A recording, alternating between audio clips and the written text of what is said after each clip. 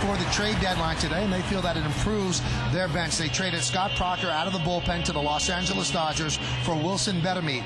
Does this improve the team, Al? Yes, it does. It definitely improves the bench. They've traded for Jose Molina, which helped the bench also with the backup catcher. And Scott Proctor, you see his numbers. They weren't quite as consistent as they were last year, and this is probably the prelude to seeing Jabba Chamberlain soon. Well, let's take a look at tonight's New York Lottery pitching matchup. Jose Contreras, who is having an awful time of it, will start for the White Sox. 5-13, 6.22. Mike Messina coming off one of his better starts. He's 5-7 with a 4.77 ERA.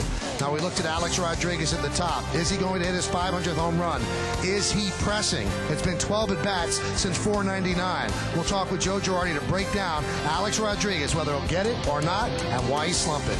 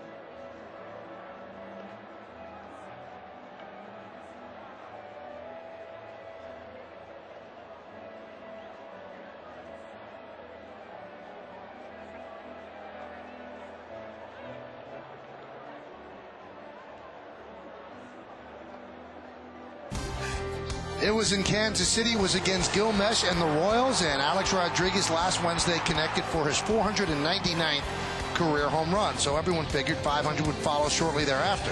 But there's been nothing to jump up and down about since then.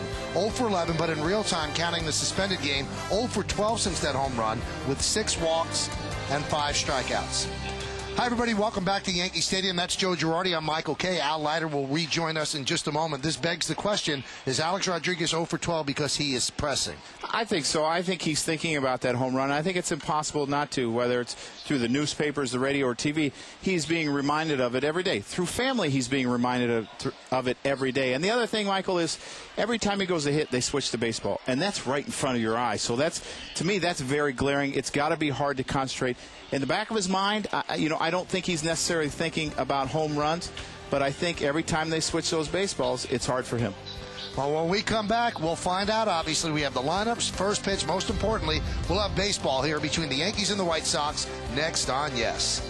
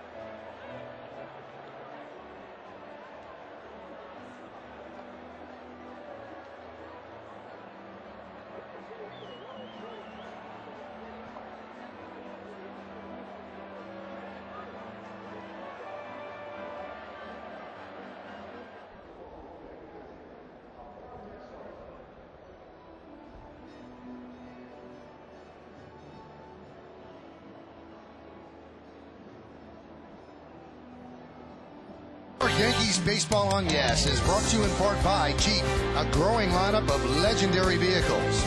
Continental Airlines, the official airline of the Yankees. And by Infinity, who uses the power of design to create dynamic, beautiful automobiles. Beautiful day here in New York City, and Mike Messina is beginning to prepare himself for his warm-ups. The Yankees have taken the field, so why don't we take a look now at the Chicago White Sox starting lineup, which is presented, as always, by our good friends at Rico. Jerry Owens in center field will lead off. Josh Fields at third base will bat second. Jim Thome, the DH, is going to hit the number 3 hole, 6 home runs in 45 at-bats lifetime against Messina. Paul Konerko got off to a bad start, pulling the average up. He's at first base. He'll bat cleanup. Batting fifth and catching, A.J. Przinsky. Jermaine Dye, he was on the trade block, but they retained his services. He'll be in right field. He'll bat sixth. Batting seventh and playing left field, Scott Posednik. Juan Uribe, the shortstop, will bat eighth. And batting ninth and playing second base, Danny Richar. Let's take a look at Mike Messina. He'll be pitching tonight. There you see his numbers, 17 starts. He came off a win in Kansas City. He's 5-7, 4.77 ERA. A few more hits than innings, 107 hits. The 94 innings isn't where you want to be. Good walks to innings ratio, 24 and 94 innings. Let's take a look at the Land Rover pitcher scatter report. Stay aggressive. He still has to work off his fastball. He doesn't have the same fastball as he once did, but you work off your fastball. He's only let off an inning with 1 leadoff walk in his last 9 starts. Safe at home. He's pitched very well against the White Sox here at Yankee Stadium, 5-1. You see the century mark. Only 2 of his 17 starts this year have been 100 pitches or more. He's got to be able to figure out a way to stay in there a little longer and get to Mo. Let's take a look at the Yankees defensively. In the outfield, Matsui, Cabrera, and Abreu. That's left to right. In the infield, it's A-Rod, Jeter, Cano, and Phillips. That's third to first. And Cano has a .987 fielding percentage this year. He's done a very nice job at second base. Posada is behind the plate. So on a beautiful night in New York City, it's the Yankees against the White Sox. Digging in is Jerry Owens. On the mound is Mike Messina. So let's do it. And the veteran right-hander winds, kicks, and deals. We are underway. First pitch outside, 1-0. White Sox 3-4 against the Yankees so far this year. Yankees actually have played 2 series already in Chicago. This is the only time the team will meet here in the Yankee Stadium this year. Jerry Owens with a high fly ball to left field. Matsui right there, and he'll put it away for the first out of the inning. IO Digital Cable is the exclusive official HD sponsor for Yankees telecast right here on Yes. You know, Al, you talked about Mike Messina going deeper in games, and a lot of times it's not so much how many pitches he throws, but to me it's like the second time that he goes through an order, all of a sudden he becomes less aggressive and he starts pitching defensively, and to me that's what really gets his pitch count up, where he has to stay aggressive all the time. Well, and maybe we could talk about this because you being a manager, but I think the 100 pitch count has become so much more important than it ever has been. I don't understand it. Pitch to Josh Fields is a strike. Well, I think for you trying to understand, sometimes, you know, I mean, that was 5 innings for you, you know, and you were a guy that could throw 140 pitches because you trained to do it. And now they don't train pitchers to do it anymore. And you had a long career throwing 140 pitches every night. Well, it wasn't every night. This is where, if you had an off day, Joe, and you had a guy that you knew that he was going to get the extra day's rest, push him 125, 130, depending upon how you see it. How did the pitcher get to 125, 130? Now, alarms go off. Oh, he's got 95 pitches. You see the pitching coach talking to the manager, and they're calling down. For what? He's pitched fine the last 3 innings. See how he works out of it.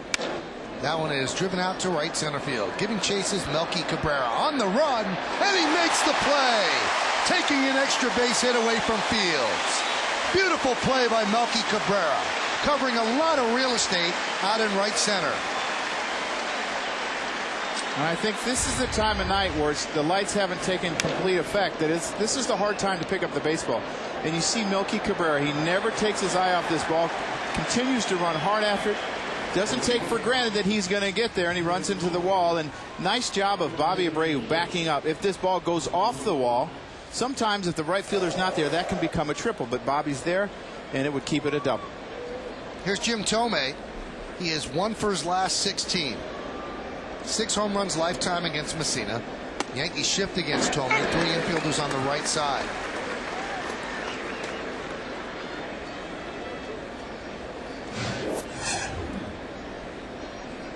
And for Alex Rodriguez, must be a little deja vu. He's playing shortstop again. Pitch is low. Yankees baseball is broadcast in Spanish. It's available by hitting the SAP button on your television. SAP is brought to you by Toyota, a smart way to keep moving forward. See Alex at shortstop, knowing that he has to make a little longer throw. It looks like he's trying to get that rotator a little looser. 1-1. Count 2-1. I know you don't downplay or diminish the importance of defense, but seeing Melky catch that ball in Baltimore, Michael, how many balls at Johnny Damon in left field? Melky made a couple great plays. Pitching and defense, you get much better pitching when you have defensive plays like that. The 2-1. There's strike. Home plate umpire Phil Cuzzy making the calls back there. You won't ever see Jim Thome say much to umpires, and when he does it, he's fairly gentle about it. He thought that changeup was a little bit high. Had his words with Phil Cuzzy, and he just gets back in the box, and it might help you your next AB, where a borderline pitch you might get as a hitter. Fastball just missed inside. Or even this AB.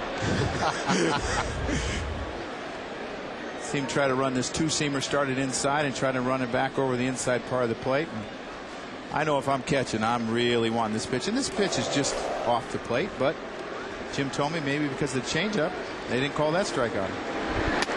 Strike 3. They called that one. Thome threw the bat away. Was heading toward first with the walk, but it was not to be. 1-2-3 inning, and a big reason why is this play by Melky Cabrera, robbing an extra base hit from Josh Fields. We go to the Yankees' bottom half of the first.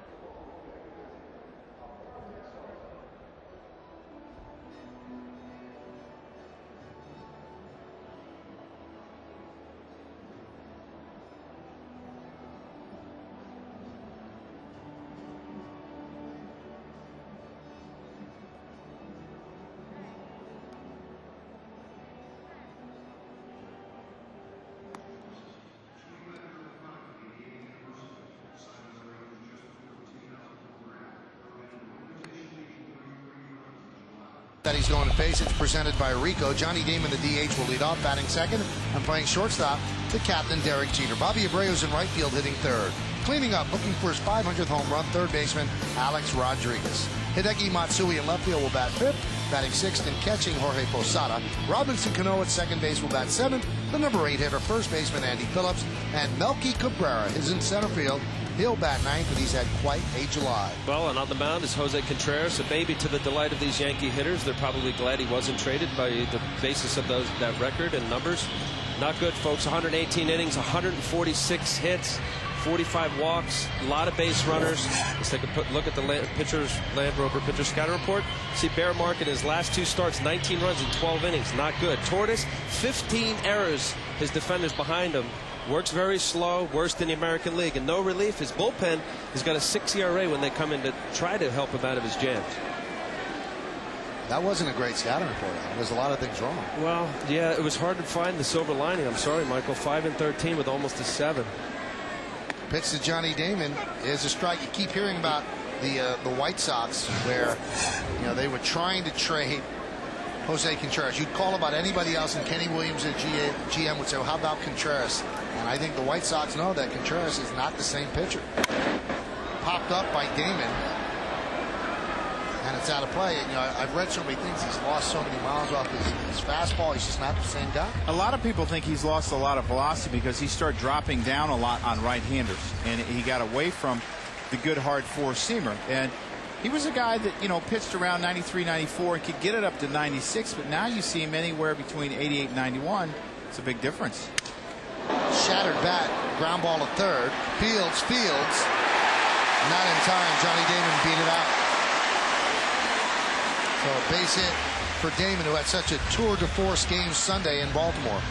You know, he gets sawed off here, but he gets that spin on it where it goes away from Josh Fields, and he has to cut across third base, avoid third base, and try to throw on the run almost like he would on a drag bunt.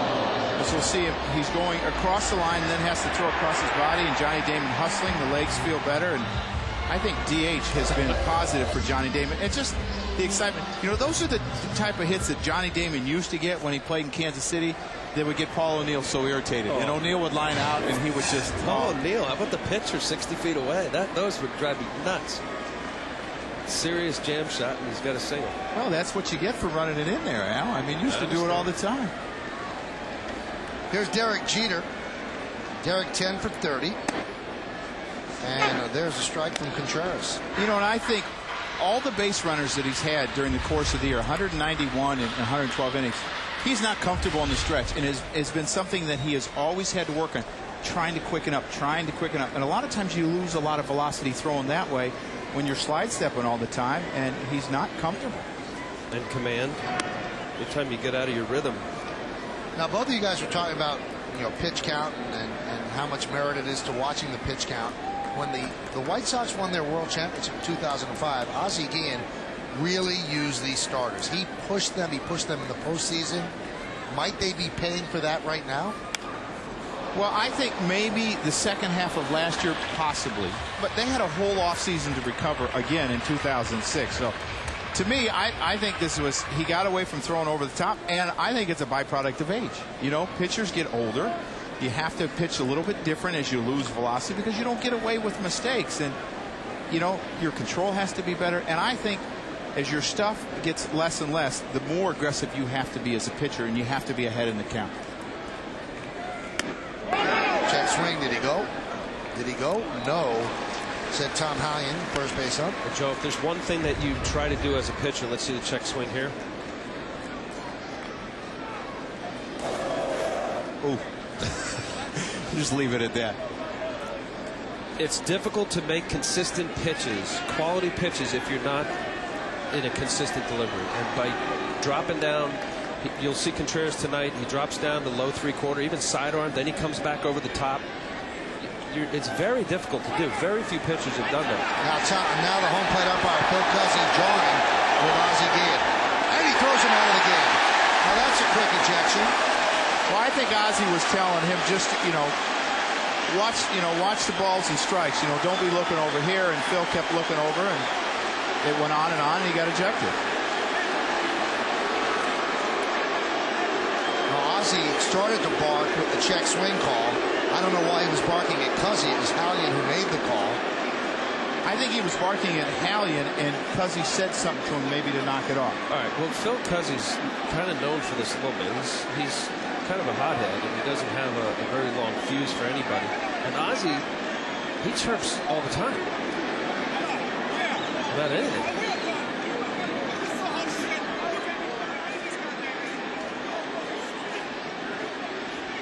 Third time that Ozzie Guillen's been ejected this season, 12th in his career. I think it's going to get hotter than this. Well, you know what? We do have one more viewer on Yes. He's going to be watching us in the clubhouse. Now, Ozzie's going to get his money's worth. He's also going to cool down Contreras here.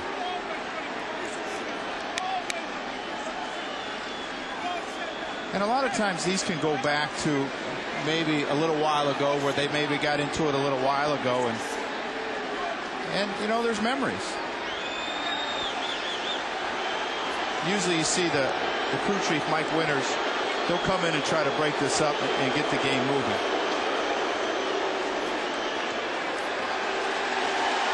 And now Ozzie goes back for more. What do you say in these arguments, Joe? I mean, is anything important said? Sometimes you don't even remember, Michael. I mean, it only happened to me twice, so sometimes you don't. Huh? Was it a good one? Oh yeah, I started with the first base ump and then moved to home plate, so I got my money's worth, my first one.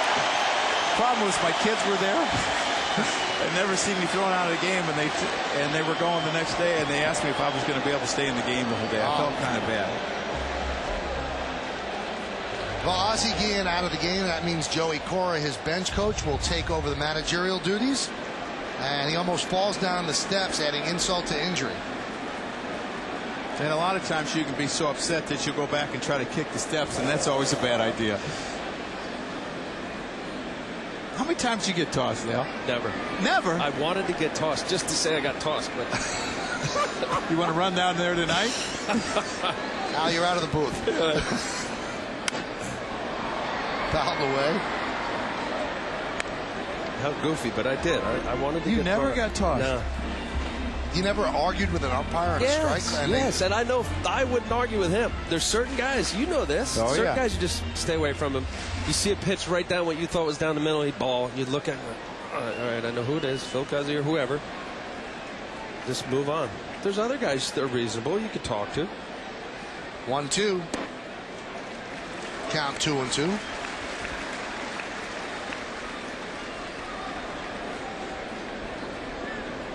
Did you ever get tossed in Little League, Michael? No. Did you play Little League? Yes, I played Little League. I was a good kid. Everybody liked me. I wasn't going to hurt anybody. They wanted me in the game. The 2-2, runner goes. Line drive to center field. It is a base hit. Johnny Damon never stopped running. He'll go to third. Yankees are on the corners, nobody out.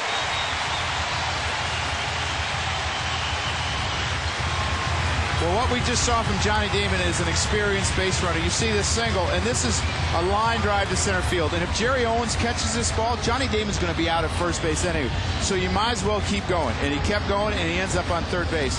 Nice job of base running by Johnny Damon. You just don't have time at that point to turn around and get back to first base if he catches it. So you might as well just keep going.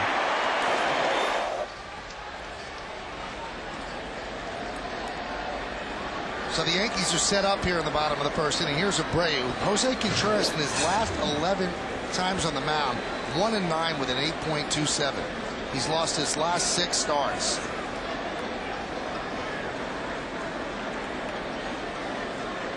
Since the All-Star break, 0-3 with a 12.00 ERA. I mean, we could just give you bad stat after bad stat.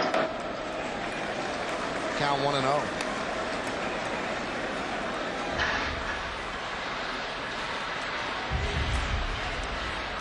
There are those numbers, and they are not pretty. On deck for the Yankees is Alex Rodriguez. Drill deep to right field. There it goes. See ya! A 3-run home run into the upper deck by Bobby Abreu. And the Yankees lead 3-0.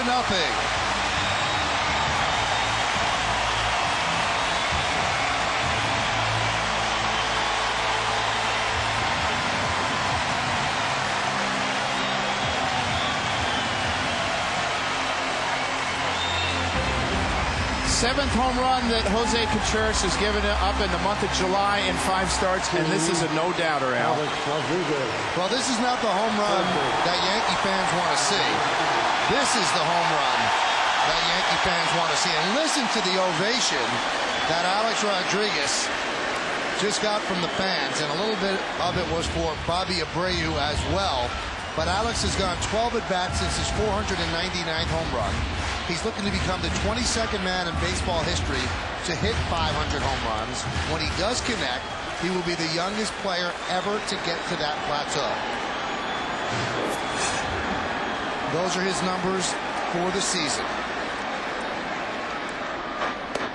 And the pitch is upstairs, 1-0, and again the flash bulbs go off all around the stadium as the fans are trying to catch the moment when he connects. You know, as they switch balls, Contreras had one in his glove, and he had to throw it back into home plate to get rid of it. Threw it over Alex's head. Maybe it relaxed him a little bit. 1-0. 1-1. He seemed to have a little chuckle about it. Contreras just kind of lobbed it in there, and sometimes that just kind of takes all the focus off the moment. So here it is. Look out, look out. Pretty good hops by a thick catcher there, too. And the 1-1. Strike 2, 1-2. Joe Torre has said that Alex is very anxious. You see the numbers that Alex brings to this at bat against Contreras. He said you would throw the rosin bag up right now, and Alex would probably swing at it. But he has worked his walks since hitting 499, but he has not looked good. He's expanded the strike zone a little bit more than he usually does. The 1-2. 2-2. Did you ever figure out my question last week? Which was? If he hits one just foul, right, with one of those balls, never figured it out. And then he hits one fair, how do you know who really got the 500 ball? You don't know. That was your job. You had a week to do it almost. I failed you. Sorry. Phil Cuzzy will tell you which number. I think he has to know what number he's giving to the pitcher. The 2-2, outside 3-2. I think it says A07, A08, so he's got to know which one is in play. So that would be your answer. That was a guess. No. This was A61 from Baltimore. And the 3-2. High drive, right field, but it's in the park.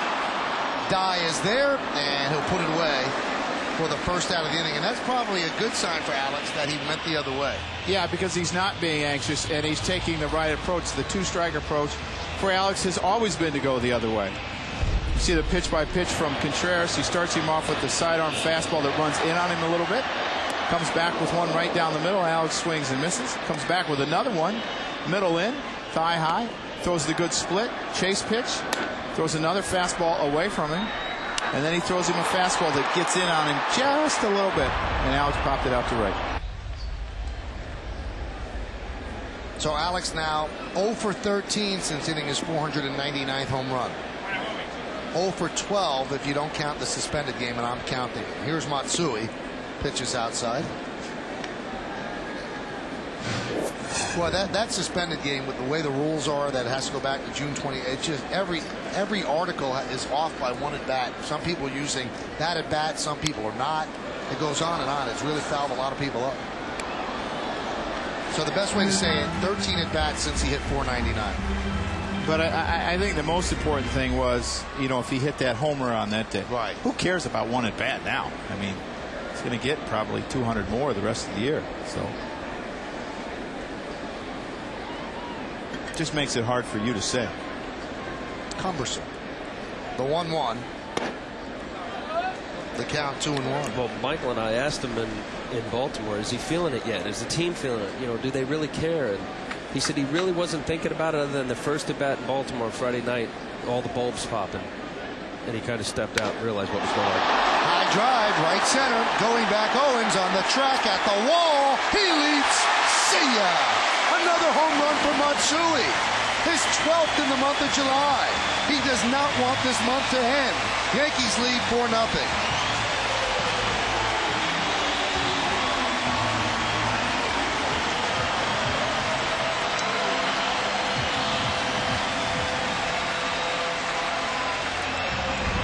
Contreras has made a lot of mistakes with that fastball that's running from the outer half to right-handers or the inner half to left-handers, running back across the plate. He made one to Abreu. He made a couple to Alex. Didn't pay for it, but he did pay for this one against Matsui. His 12th home run in July, has 26 RBIs in July. What a month for Matsui. His 20th of the year. And the pitch to Posada is a strike. You know, you start to wonder if Ozzie had a feeling. You know, when he saw the first couple of hitters that possibly he wasn't sharp. He's had a couple really tough outings, especially the last two where you talked about he gave up 19 runs in the last 12 innings against Detroit and Boston. And because usually after a day off you don't get tossed. Your mind's had a little chance to regroup. But what's worse, though, for a manager? Sitting in the dugout and watching it, or having to sit in the clubhouse and watching it on TV? It's hard in the clubhouse, I can tell you from experience. The 2-1. Driven out to left center field. That's going to be trouble. It splits the outfielders, and it goes to the wall. Posada is on second. A double.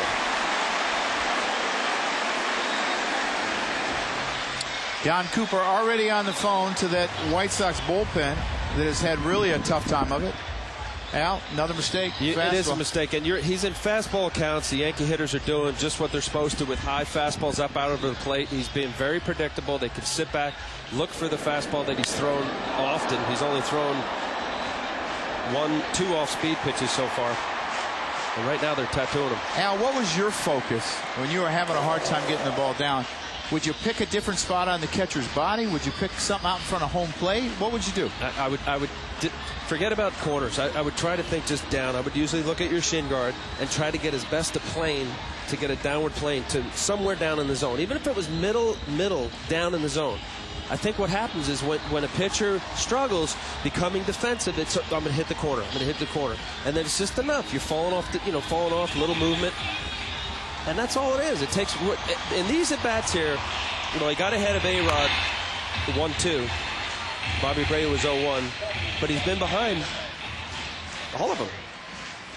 Charlie Hagar is warming in the bullpen for the White Sox. Also, it's not a bad thing, and I don't know how you feel about, if you got a guy struggling, to just drop a few off-speed pitches. Even if they're not for strikes, slow him down. I always thought there was a pitch. Every pitcher had a different pitch that got him back to his mechanics. Whether it was this curveball that slowed him down, whether it was this changeup, it would just get him back to his mechanics, and then you could get the fastball where you wanted it. And I think Contreras has to find out what that is tonight. It's usually the same every night, but maybe it's a changeup for him because he does have a changeup. He doesn't throw many, though. That might have been it there. That's a good point, Joe. What happens? A pitcher, they feel insecure. They don't have the confidence to get behind their fastball, and they have the conviction behind it. So you find your second or third pitch, whatever's working for called strikes, and just double up, triple up. Get comfortable where either, if nothing else, you'll show the opposing team, hey, look at, he's thrown this for strikes, whether it's the split or the changeup for Contreras. 1-1 to Cano. High fly ball. Left center. Jerry Owens over. He'll make the catch. And there are 2 outs. He backed up 2 changeups there. You got Robinson out in front, and that's the difference. Take the sting out of the bat. And that's what you have to do as you get older, the adjustments that you have to make. Because you know what? Maybe 2 or 3 years ago, he could get away being behind in the count and throwing his fastball because he had good velocity, and you could get away. But all of a sudden, you don't have that velocity, and it's hard to change. But if you want to be successful, you have to change. Who was the master of it? You caught him. You caught the perfect game. David Cone. Yeah. Used to throw 95, 96, 97, and came up with a lot of different arm angles. And there's a strike to Andy Phillips. Well, the Yankees have scored 4 so far, and it's a good sign for them. When they score first, they're 39-20, and they're 17-29 when they don't score first. So Mike Messina gets a nice advantage here. Count 0-2. Andy Phillips had a healthy cut there, and sometimes you do swing and miss, but that tells me that the Yankee hitters are seeing the ball pretty well off of Contreras. And like you said, you got to change speeds. You got to take the sting out of the bat. Throw something slow. And the 0-2. High fly ball. Left center field. Jerry Owens there, and he'll put it away for the final out of the inning. But the Yankees get 4 runs on 5 hits. A 3-run home run into the upper deck by Bobby Abreu, his 9th of the year, and Hideki Matsui connects for his 20th of the year and 12th of the month. We go to the second. 4-0 Yanks.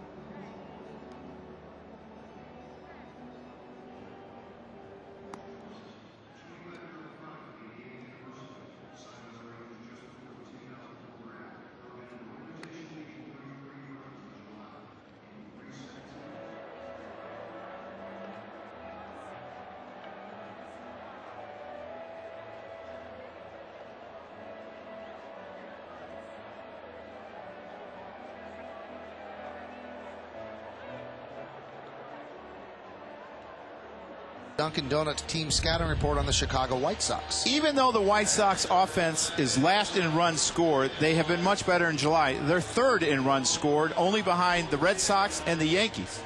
Their bullpen has been their Achilles heel all year. Their bullpen is the second worst in baseball, only to Tampa Bay. And there's a lot of auditions taking place for next year. Young guys like Josh Fields, their third baseman, Danny Richard, second baseman, Jerry Owens, their center field. 4 guys in the bullpen. Can they perform at this level and play every day? And they got 2.5 months to find out, the White Sox. Here's Paul Konerko against Mike Messina. There's a strike. To amplify your point about the struggling offense, last year the White Sox slugging percentage was .464. That was the best in the American League. This year it's at .388, which is the worst in the American League. It's been over 100 years since a team went from first to worst in slugging percentage. That was the 1902 Senators. Just amazing to have that much of a drop-off. And you're just a year and a half removed from a world championship. Yeah, and a lot of it has been the guys in the middle, like Konerko. And Konerko has heated up lately. Tomey, especially Jermaine Dye, and Joe Creedy, their outstanding third baseman, was Silver Slugger last year, had a bad back all year, had surgery, hasn't been here. And Uribe hasn't hurt. Uribe, Darren Erstad, they've had some injuries. Tomey was down for a while. And you know what? Jim Tomey had the old dreaded rib cage problem. And you'll hear a lot of players talk about it's 2 months before it truly heals. And you come back and you still don't feel great, but you play anyway. Blooper in the center field, a base hit for Konerko. In his last 63 games, Konerko has raised his average from 188 to 264. And now goes up a little bit more. This fastball has a ton of run on it for Mike Messina. He's trying to go away, and it gets on the fist of Konerko. But a lot of times with these guys in the middle of the order that are so strong, they're strong enough to get it over the infielder's head. Where if it's a guy at the bottom or a speedy guy, that's a little one hopper to Robinson Cano. Talking about, the slugging percentage. A.J. Pierzynski hasn't hit a home run since May 20th. 189 ABs. Not bad. Last one was a good one for him, though. It was against the Cubs, and it was a grand slam. So I guess if you're going to finish on a homer, that would be the team you'd want to do it if you're a Sox player.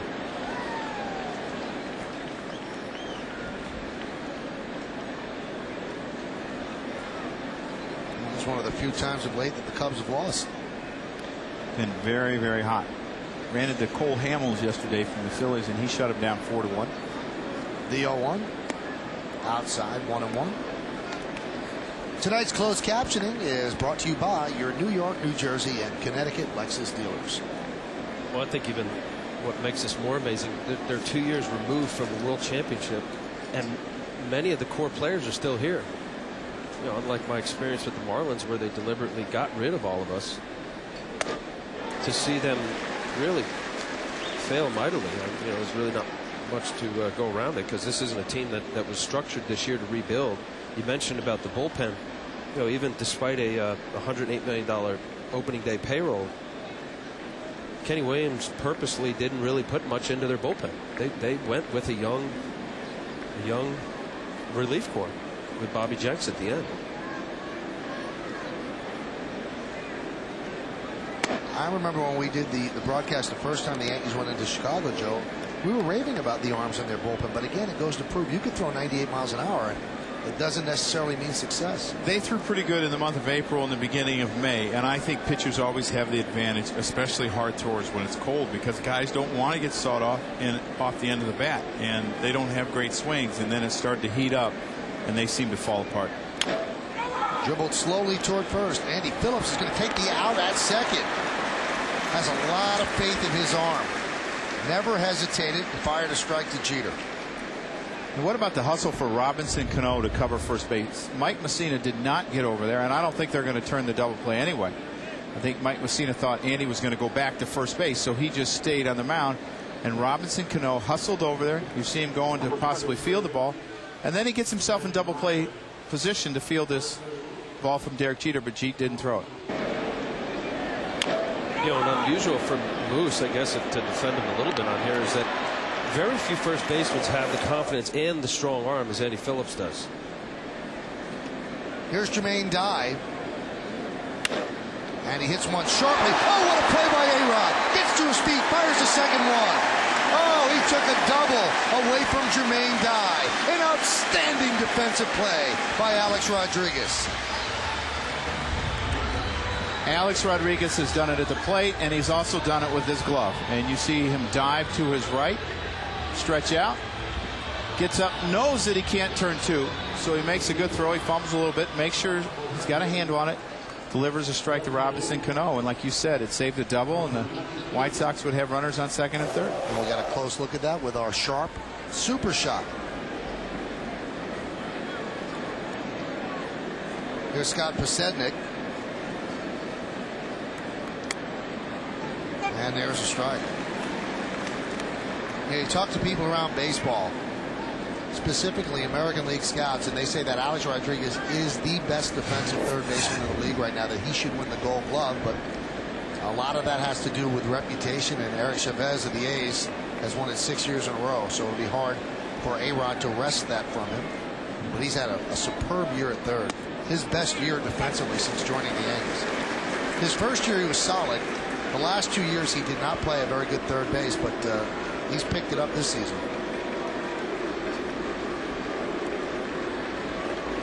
Might have something to do with the fact he came into spring training leaner, lost a lot of the muscle where he was bulked up. It's helped him get to fastballs offensively, and it helps him get to hard hit balls defensively. I think on an everyday basis you feel lighter on your feet, and you are lighter on your feet when you lose some of that upper body weight. And I think he's more flexible now, and his reaction time is just better, and I think it's because he lost 10-15 pounds.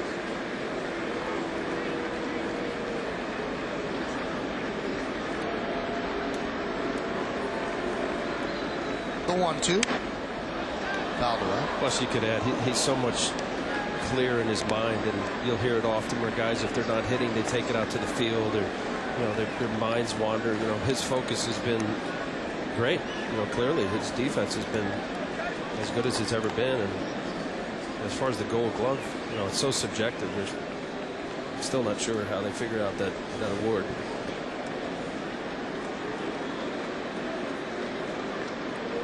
The 1-2. I've always felt for players, you want everything to be a reaction, not an action. Because if you have to think about it, then you're always too late. And I think Alex is reacting to the ball inside. He's reacting to the high fastball. He's also reacting defensively, and that's why he is playing so well.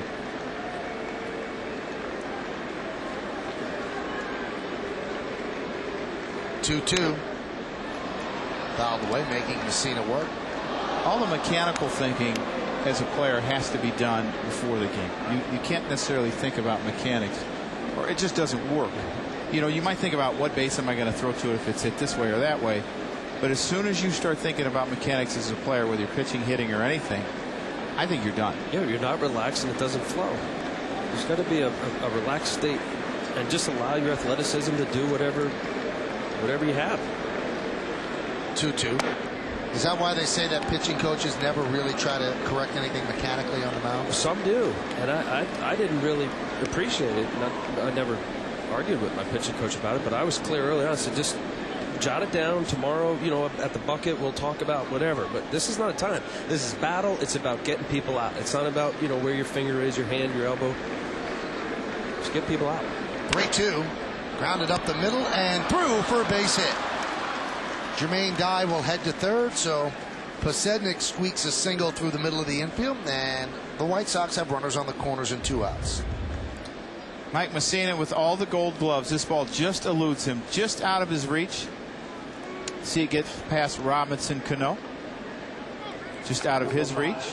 I'm not sure if Robbie comes up with this ball. He gets Posednik at first base, but Robinson Cano is as good at going that way and making that play and throwing on the run as any player I've seen.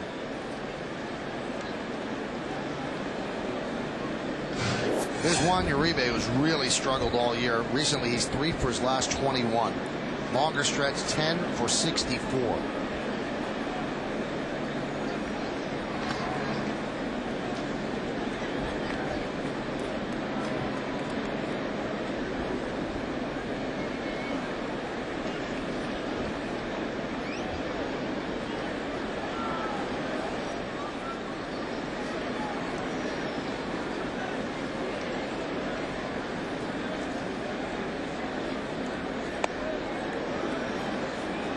Check swing. Count 1-0. You know, for Mike Messina, teams have run somewhat at will on him. 18 stolen bases in 19 attempts. And I think the courtesy throw over Pasetnik is important, that you don't just let him get second base, but his focus has to be on getting Uribe out. Now, why, Joe, would a guy who's an outstanding fielder, he doesn't have an exaggerated high leg kick, why would they be able to steal off Messina so much this year? Is it the catcher's fault? Is he not paying as much attention as he used to? Well, I don't think he's extremely quick to home. I think he was probably better at holding runners on early, the last few years than he has been this year. Sometimes when you're struggling with getting people out, you'll focus more on the hitter than the base runner. And that's a pretty high leg kick for Mike Messina. And you're saying, you know what, I don't have the consistency in my stuff. I don't have the control that I had before. So you know what, I'm going to focus on getting the hitter and maybe not focus so much on the base runner, because I just don't have it clicking this year. Is that how you thought, Al, when you were struggling? Yeah, but I was always mindful of how important that is to keep that runner at first. And what I did to not compensate or deviate from my delivery is to vary your times. Hold the ball. Come up, quick step. Hold the ball, hold the ball, hold the ball, throw over, step off. Just show a package of variations that you're mindful of the runner at first. Runners, they don't want to ever feel frozen. And many times I was able to freeze good runners by just waiting. See him, and then you could see him lax or just stiffen up and you go home. It wasn't a good delivery and my time was long, but I tried to do the best to do that. And that's what Messina needs to do more of. 33 pitches for Messina so far tonight. More in the second inning. The 2-2. Check swing, ball in the dirt, and the count is full at 3-2. So that will release Pasetnik at first. And these are the counts that Mike Messina really wants to stay away from. He got into it with Pasetnik. He got in a long count. Now he's gotten into one with Uribe. And for Mike, it's so important to get those quick outs. Because that 100-pitch count sneak up on you. And Mike is very cognizant of when he's close to 100. And here at the stadium, all he has to do is turn around and look. And it's on the center field scoreboard. Runner goes. That one is driven deep to left field, giving Chase Matsui. He's on the run. He's on the track. See ya! A 3-run home run for Juan Uribe. And the Yankee lead is now 4-3.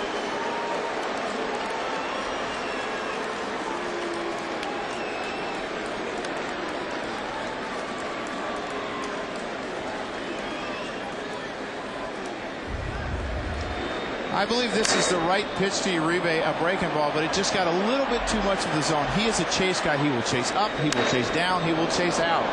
But Mike Messina got in a count where he probably felt he had to throw him a strike curveball instead of a chase curveball, and Uribe was up to the task. When he hit it, I didn't think that ball was out. Well, if that's the right pitch, you're not throwing a 3-2 curveball to bounce it in the dirt, unless it's a real reckless swinger. Uribe can be that, but he'll take his walks as well. Messina thought that was the right pitch to think that went out of the park. The ball's flying tonight. Here's Danny Richard, and the pitch is high, 1-1. Richard took over at second base when Tadahito Iguchi was traded to the Phillies. The Phillies made a quick strike after they lost Chase Utley to injury. And Richard is very good defensively. Those 2 hits came against Roy Halladay. So that's got to give him some confidence. That one is skied the other way and deep. Backing up is Matsui. Still back, and he makes the play right in front of the warning track for the final out of the second. But the Yankees give up 3 runs on 3 hits, no errors, and nobody left on base. Juan Uribe with a 3-run home run. It's his 10th home run of the year. Messina with a breaking ball leaves it out over the plate. Uribe goes and gets it. And as we go to the bottom of the second, Yankees 4, White Sox 3.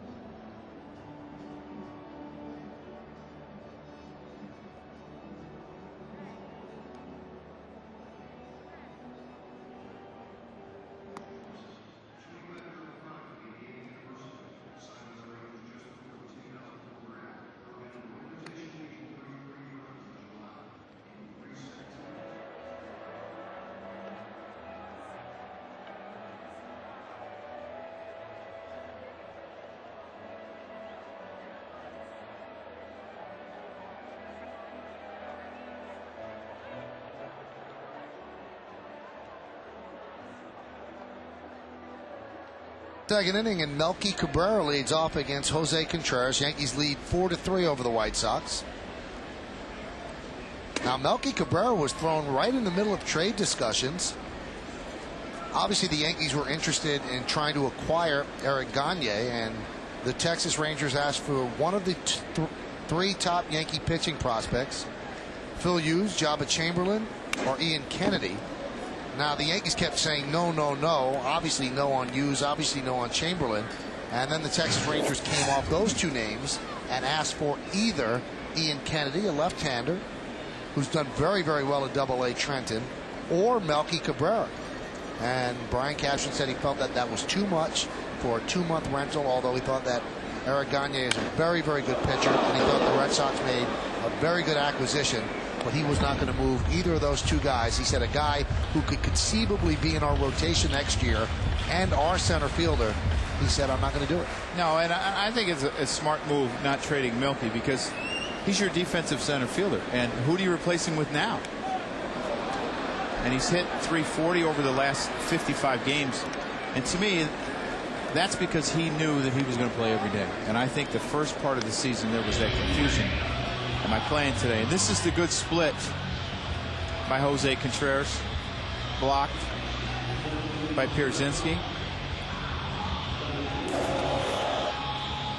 Now, the Red Sox did eventually end up getting Gagne, and they gave up their young left-hander Casey Gabbard and a couple of minor leaguers as well. Gabbard been pitching very, very well, but the Red Sox wanted to bolster an already strong part of their team, and now Gagne agrees to set up for Jonathan Papelbon because he did not have the Red Sox on his pre-approved list of teams to which he could be traded. And from what we've heard, he had a lot of incentives in his contract for finishing games. He's not going to finish games with the Red Sox unless the couple of days where Papelbon has to, rest if he pitches a couple of days in a row. I think there was about $3 million left in incentives to close. And from what I'm hearing, the Red Sox said that they would pick up $2 million of it, and he doesn't have to worry about closing. It's a pretty good deal. It's nice of them. Yeah, if you're Gagne, because this might be his only chance to possibly win. I mean, you're going to a team in first place. You never know what's going to happen the rest of your career. He's had a couple of injuries, and he hasn't pitched for a while. So I mean, another good split by Contreras. I think as a player, you have to sacrifice the monetary for that chance to win, because that's why you're playing the game, and he's going to make enough money. Well, Jose Contreras has been just doubling, tripling up on that split finger. You see Johnny Damon out front. He's throwing a few good ones now. One to Melky and 3 in a row to Johnny. Let me ask you something else. Sometimes when you're in the midst of a bad inning, it's hard to slow your mind down and think about, what do I need to do? Is it easier to go in, sit down for half an inning, and maybe change the way you approach hitters? Absolutely. But I mean, you could see it from the side you were as a catcher, but you're scrambling, and it's a fire drill, and the pitching coach is out, and the catcher comes out a couple times, and there's runners running around the base, and you're behind in the count. Your defense is tired now because you've thrown 35 pitches. You just want to figure out a way to get out of this, go sit down, get with your catcher, your pitching coach, whichever, and say, we need to do something differently. But it's difficult to do it during the inning. And that's what they say when they talk about, they mentioned with Kayagawa when he was up here, he didn't know how to slow the game down. When somebody got on, the game it sped up rather than slowing down. And the great pitchers could slow it down. The great players slow things down. And the guy hitting is a guy that can really slow the game down. Derek Jeter's as good as anyone I've ever seen. What is that about, though? Is that just taking a deep breath and trying to calm yourself? I think it's having the ability to relax in tough situations. It's all your mind. It's not to me, it's not the physical part of the game. It's your mind, because as a hitter, maybe you get in a hurry to get a hit. As a pitcher, you get in a hurry to get a strikeout. And your focus is usually on the wrong thing. And you're rushing as a player. Well, what's the difference? You'll see it all the time. 5 o'clock hitters, batting practice, hitting line drives all over the place, hitting it off the facade.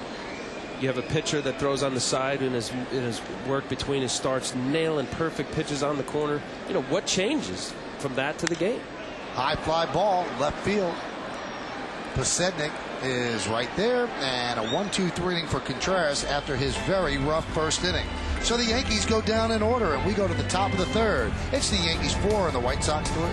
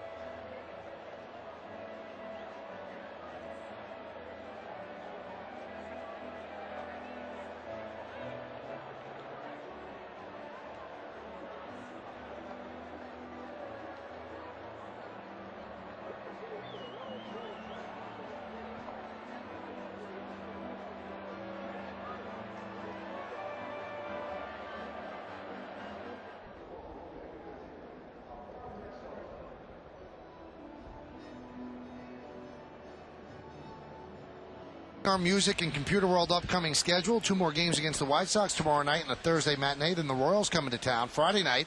And then Saturday and Sunday at 1. All of those games on Yes.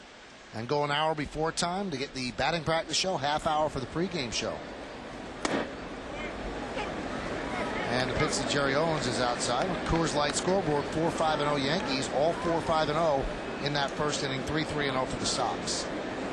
Jerry Owens, their speedy center fielder, is one of the guys I believe is auditioning for an everyday spot. Can he be the everyday center fielder and leadoff hitter for these White Sox? He's only hit 200 off of left-handers. They just start playing him against left-handers. He does have a lot of speed. He was a wide receiver in college. Considered their fastest base runner in their organization. Hitting 248 off of right-handers. Ozzie has started to play him against left-handers, so he's got 2 months to prove to them he can be their everyday center fielder. Slice right at A-Rod. 1 away.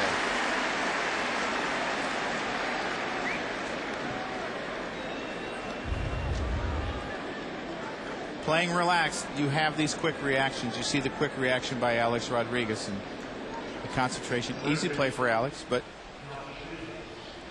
looks slow and easy when it's slowed down, but when it's at real speed, it gets on you real quick and you have to react. Oh, that poor kid. Here's Josh Fields. You know, he's never been thrown out. No, he's a happy child. We know that.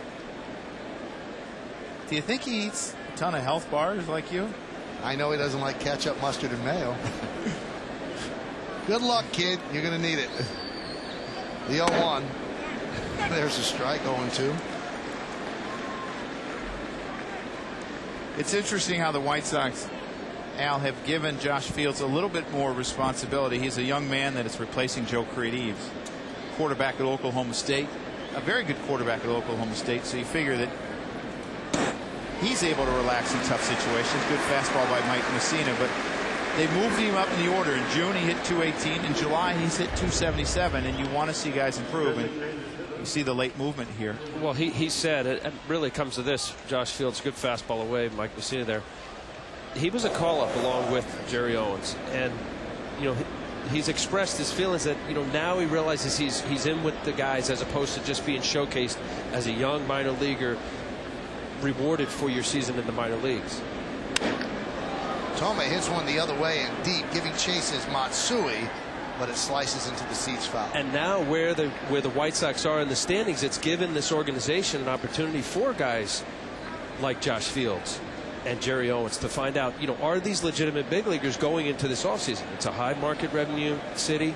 They certainly can go out if they want to get in key free agents or make the necessary trades. But, so the silver lining, it's not where they want to be, because this team was formed to compete and win a championship. But there are a few young players here that they have to take a look at as to whether they're long-term or not. Got to be a little frustrating, too, because now the American League Central has turned into a bearer division. There are good teams. Every year they can compete. The Twins, the Indians, the Tigers, and it's not just an easy gimme division. The Indians used to win all the time, but it's not like that anymore. You have to have a good team and be lucky. Soft ground ball, right side, Messina fields. He will tag Tomei on the way by, and it's a 1-2-3 inning for Mike Messina and the Yankees. Alex Rodriguez coming up second in the bottom of the third. 4-3 Yanks.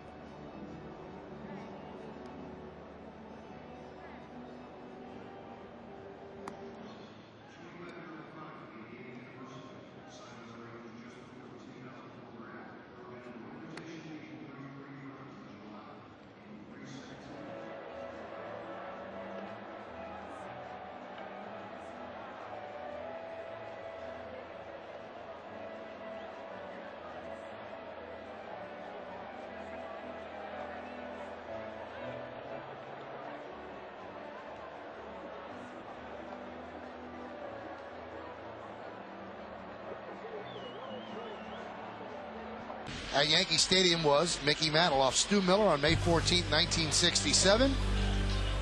Pulled the ball into the short porch in right field, and that was 500 for Mickey Charles Mantle. In fact, only two Yankees have ever hit a 500th home run in a Yankee uniform, Mickey Mantle and Babe Ruth.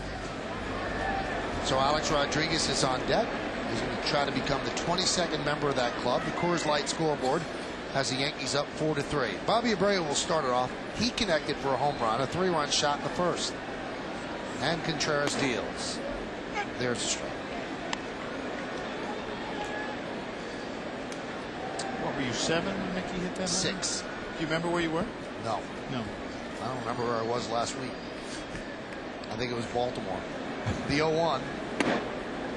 I really didn't become a baseball fan until maybe 8, 9 years old. 1970 Yankee team.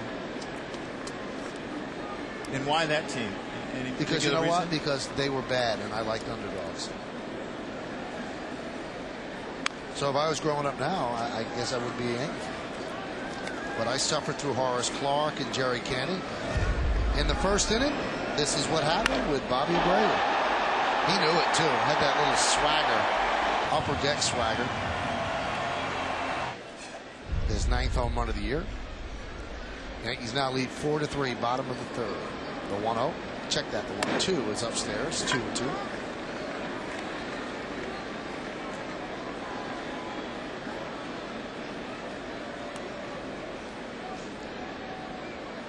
Those are the RBI leaders this season on the Yankees. Only American League team with 6 players with 50 or more.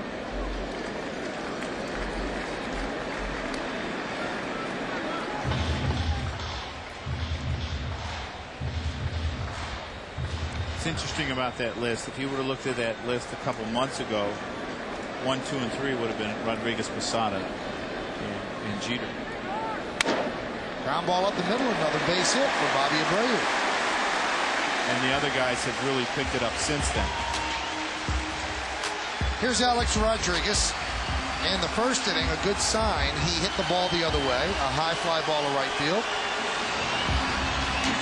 And this crowd is primed. They're ready.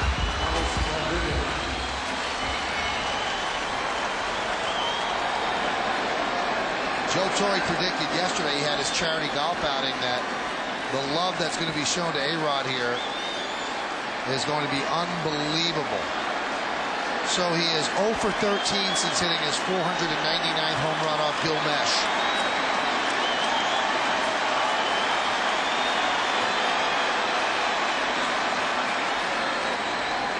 And the pitch.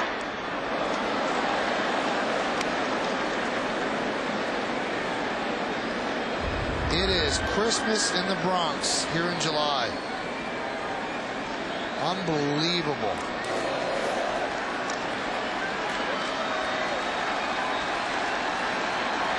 And the 1-0. High drive, center field. Going back Owens. He has room in front of the track.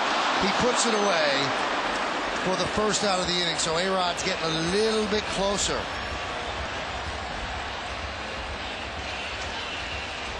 Yeah, anytime you see A-Rod going right center or here at center field, this is a little slider down the way. It was actually a good pitch from Contreras. See, it was off the end of the bat. Alex knew it. But he is getting closer than what he showed in Baltimore. Staying in there a little bit longer. Oh, about 400, 399 feet away.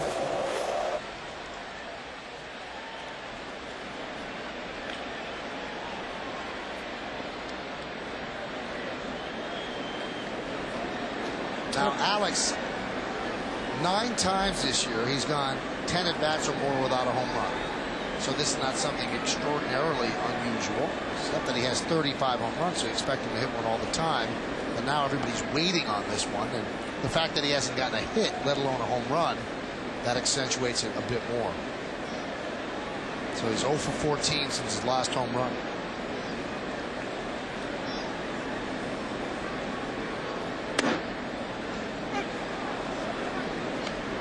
Could be a night of milestones in Major League Baseball. 754 home runs. Bonds against the Dodgers in L.A. 1 away from tying Aaron. You know about Rodriguez. And Tom Glavine will toe the rubber in about 3 minutes, looking for his 300th win in Milwaukee against the Brewers.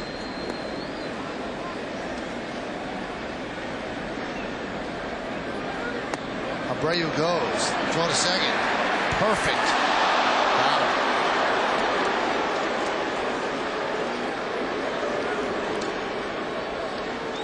Let's take a look at the LoJack caught stealing. Well, for Pierzynski, who has had trouble throwing all year, has only thrown out 7 base runners the whole year, makes a perfect throw, and that's exactly what it took, was a perfect throw to get him. And that's your LoJack caught stealing. You see, nice job of Uribe straddling the bag.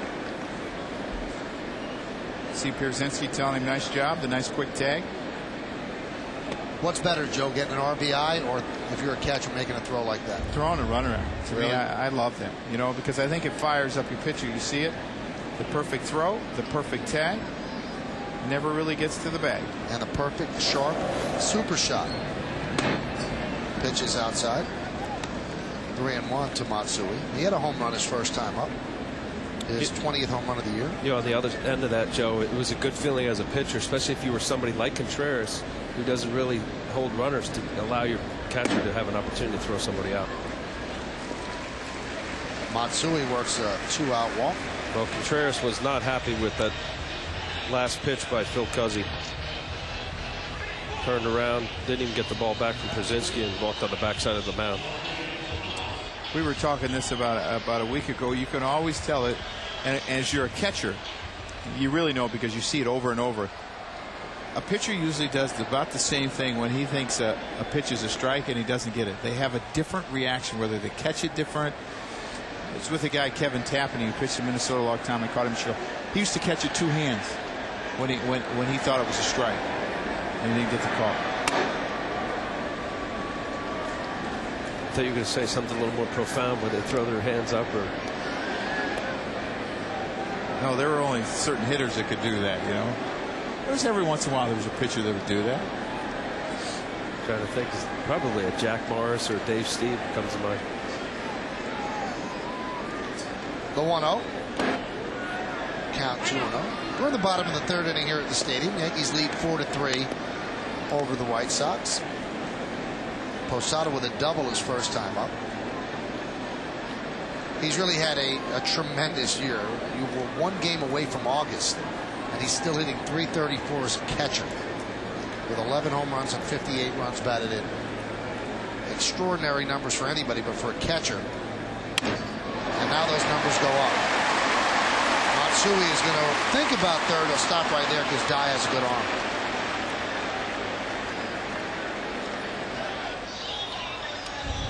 A little bit surprised that Matsui stops on this because Posada is jammed and Dye is going to his right when he fields this ball, and I thought he would go to third fairly easily, but he must have felt that he didn't get a good enough jump. And you see Dye's going somewhat away from third base towards center.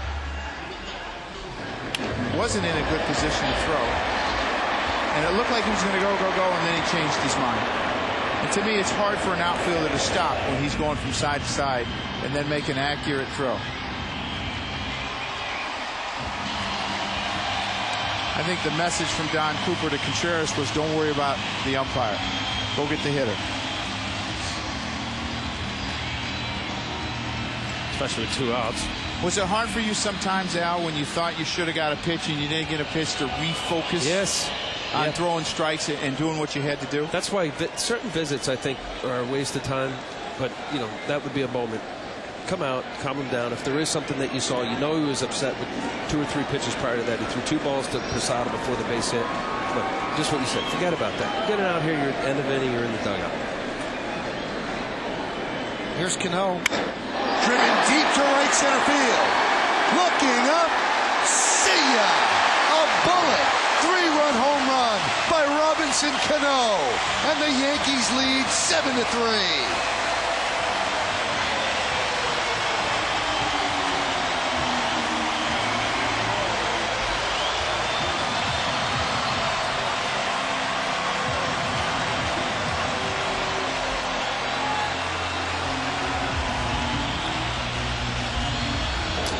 Robinson Cano, his 41st hit of the month, his 9th home run. RBI 55, 56, 57, and this ball's hit a long way. I mean, it's not easy to necessarily always go in the right center gap here at Yankee Stadium. It seems the ball is going out to left a lot better tonight. So an awful season for Jose Contreras continues, and a great month for Cano continues.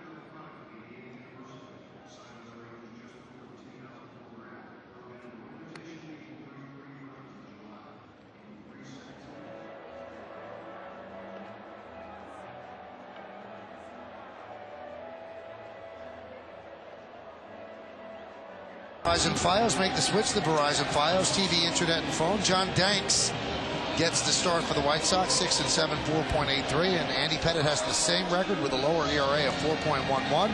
The BP show is at 6. The pregame is at 6:30. First pitch right around 7:07. Charlie Hager is going to take over, but Jose Contreras is sitting there and thinking about 27 earned runs in his last 14 and 2/3 innings, and that's a very loaded ERA. He just doesn't look good, Michael. I mean, he's making a lot of mistakes with his fastball, and that's what you pitch off of. You pitch off of your fastball, and he's just not getting it where he wants to. Not to say that the Yankee hitters have anything. There you see Charlie Hager's numbers recently called up. The knuckleball. There it is. But there's certain pitchers and lineups, and we did the Tampa series where it was like batting practice. And for me, I always wondered, especially if it's. That could be 2 errors right there. It's going to count as 1 and probably go to Uribe. It is an error on Uribe. And Uribe only his 11th error this year, and that's pretty good as a shortstop. He's a pretty good fielding shortstop. This ball hits off the heel a little bit, and then when he doesn't catch it cleanly, he has to rush it. He bounces it to Konerko, a ball that he should be able to come up with, but doesn't. And it's just one of those balls that you're not meant to get an out with, Al. Well, he's changing gloves right here. I think it went right through. It did. It ripped the webbing of his first baseman's mitt. Konerko went and got a new one. So, Al, you were saying that you've always wondered. I wondered because if you make good pitches, and you can go over Contreras whether they were quality or not, and certain lineups hit just about everything thrown up, pitchers give certain things up, and they show pitches where hitters know what's coming. Whether they flare their glove or their hand is up on fastball and off to the side on a breaking ball. There's a plethora of things that a pitcher can do to key the opposing lineup, and they know what's coming. And it really becomes batting practice. Melky Cabrera fouls it off of Krasinski. Now, I don't know if the Yankee hitters have anything, but there's certainly plenty of books on all the pitchers. And once they get it, they know it's coming. Yeah, but I think that the domination of Contreras is so complete around the league. I doubt that everybody has it without the White Sox picking it up. It's probably not pitching well. That one is driven deep to left field. Does it have the height? Oh, it has the height. See ya. 2-run home run for Melky Cabrera. And the Yankees lead 9-3. The Yankees' 4th home run in 3 innings.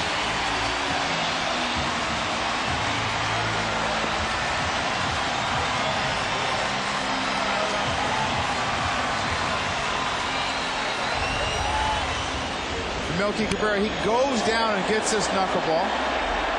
He's able to pull it right down the line. You see the emotion from Melky. And he's able to hit that ball out because he gets into his legs. And, you know, Melky Cabrera, I think, is going to be the center fielder here for a while because he's able to play defense and he's able to add offensively. And I think that's why Brian Cashman was so reluctant to trade him. Pitch to Johnny Damon is a strike. Oh, the kids are hitting again tonight. Cano and Melky.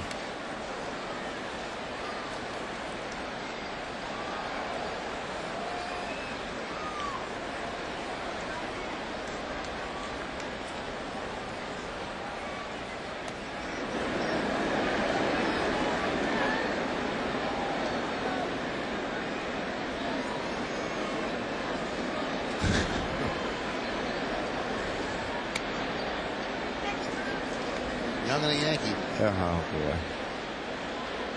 Talk about players. They can remember 25 different handshakes. You know, handshake for each player, but they can't remember the signs. The little bit I was with the Marlins, I couldn't keep up with it. Every single guy has an elaborate. They're just starting here with the Yankees, but that's because of the 2 young guys. Couldn't figure them out. I mean, they're complicated high fives now. 3-2. And Damon walks. So the Yankees will bat around Derek Jeter, the 9th batter to come to the plate.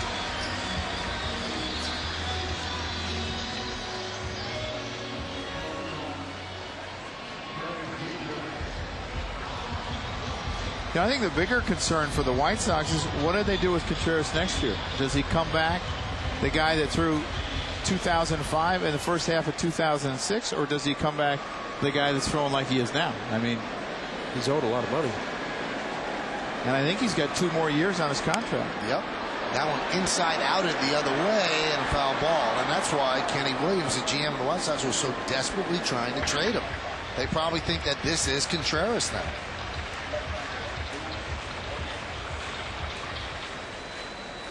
No one would bite on Contreras, and when you consider how everybody needs starting pitching, nobody wanted Contreras. Couldn't trade him.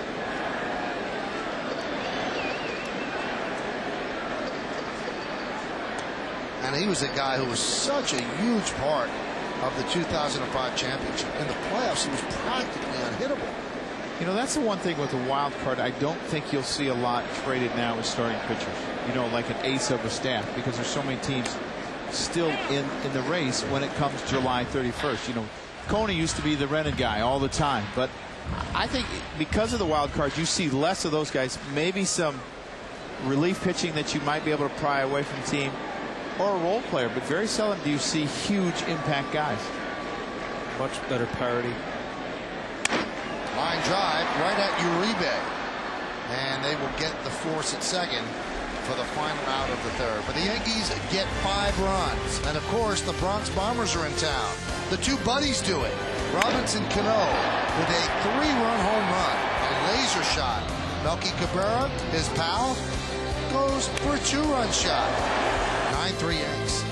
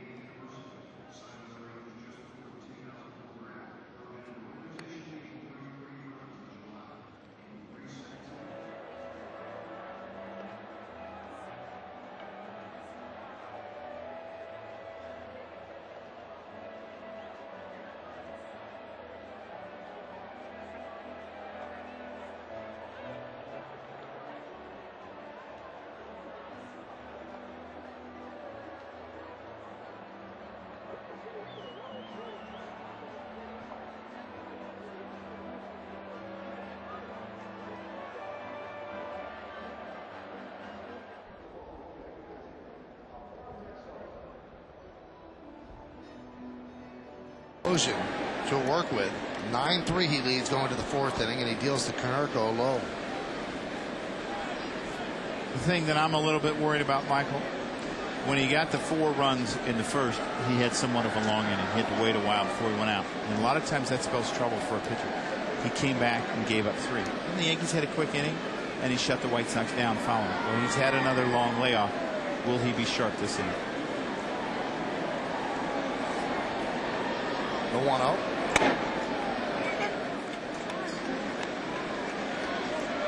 Now my pitching buddy on my left here is saying he'll take those long innings every time. He says it all the time. I would. I'll take 10 runs. I don't care. I'll figure it out. I'll give up less than 10. The idea is to win, right, Al? Not how many you give up. That's right. Jack Morris is good for doing that. Win 10-7. 1-1. Serve down the right field line. That is going to be a base hit. Playing it in the corner will be Bobby Abreu. Konerko chugs for second to throw. Not in time.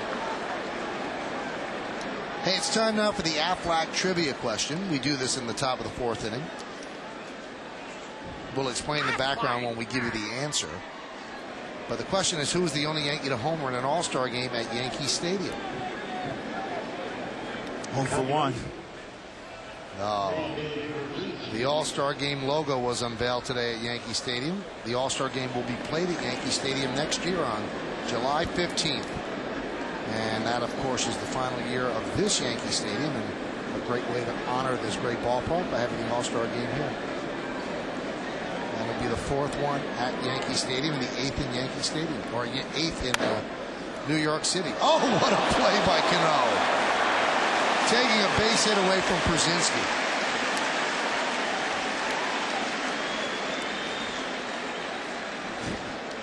AJ's not happy. That's not for all joy. Well, you've just caught 3 innings. You give it, you know, you've been part of 9 runs. You got to catch a knuckleballer. You hit a bullet. Second baseman robs you of a base hit. Not a good night for AJ. You know, and you see Robbie do this often. He's caught in between the short hop and obviously a nice hop. So he, what would be perceived as a lane, he's getting out of the way. There you see Larry Bowa appreciating it. But it actually gives him a good vantage point to be able to scoop that. I think it gives him a little bit longer to field the ball because he can field it deeper basically in his stance. Take a look at the Bacardi scouting report on Jermaine Dye. Jermaine Dye hit .315 with 44 homers and 120 RBIs last year. He's regaining his form after the All-Star break. Brutal first half. But he has 7 homers and 13 RBIs and hitting over 300 in the second half. He's a guy that will chase balls, especially breaking balls away when he's behind in the count. And I've always thought Jermaine Dye was a better low ball hitter than a high ball hitter. I think he loves especially the fastball, middle down to middle in down, and he seems to hit that ball for home runs. Jermaine Dye, early in the day, was said to have been traded to the Red Sox. That deal didn't happen. And now there are rumors that the White Sox might want to extend his contract. He's going to be a free agent at the end of the year. He's had an awful season in a free agent year. And maybe the White Sox figure if they sign him now, they're going to get him at a very low price, much lower than he would have gotten. And maybe once he has the contract done, that will lift the weight off his mind and he'll go back to being the player that he was. I think Jermaine Dye had a no trade clause to East Coast teams. And he didn't want to go to the Boston Red Sox, probably because he would have split time. And it is a free agent year for him, possibly. And, you know, he's thinking it may be his last big contract. And, you know, it's a guy that's used to playing every day and doesn't want to get stuck in a platoon situation, maybe with a J.D. Drew or playing it, you know, at times in left field. He wants to play every day, so he decided to stay here.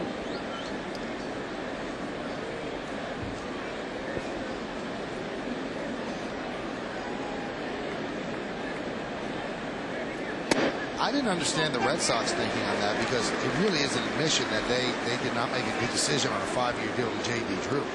Because you've got a DH in Ortiz, all your outfield positions are set. The only place that Dye would play would be a platoon with J.D. Drew. Yeah, J.D. Drew a lot of money. They bring in a right-handed stick too, and J.D. Drew being left-handed. But you didn't pay J.D. Drew all that money to platoon. No doubt, but you could also, because of the revenue in Boston, to bring in a random player like that with the RBI potential of Jermaine Dye, when you know you're putting together a playoff team. Nice play by Messina, and he will tag out. No, he won't. He just step on first base to get Posednik with a final out of the 4th. So the leadoff double is wasted. No runs, a hit, no errors, and 1 man left on base. Alex Rodriguez coming up in the bottom of the 4th.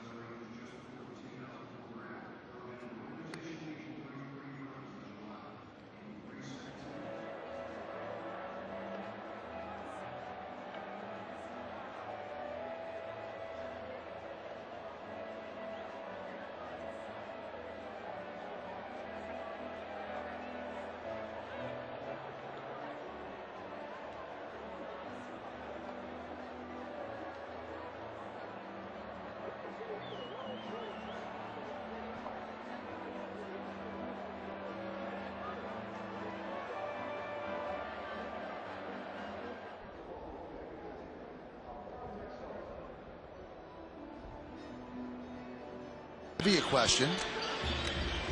Who's the only Yankee to homer in an All-Star game at Yankee Stadium? And the answer is Joe DiMaggio. Did it in 1939 right here at 161st Street and River Avenue. 3 games at the stadium. 39, the American League won 3-1. In 60, the National League won 6-0. And in 1977, the National League won 7-5. Here's Bobby Abreu. And the pitch is a strike.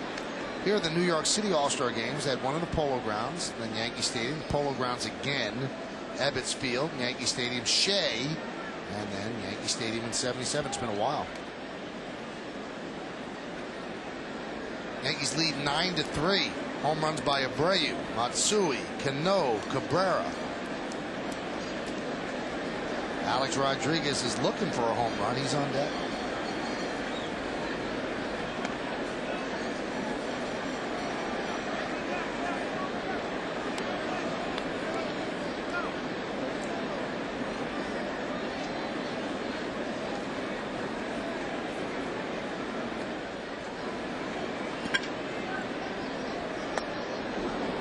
You wonder if a knuckleballer would be a good thing for Alex, or will it throw him off even more? I don't think it's necessarily a bad thing, because I think off a knuckleballer, you usually think right center. You think the opposite field. Try to let the ball get deep, and that's when you hit home runs, is when you think the other way. He's got 6 off of Wakefield, so I guess that explains that.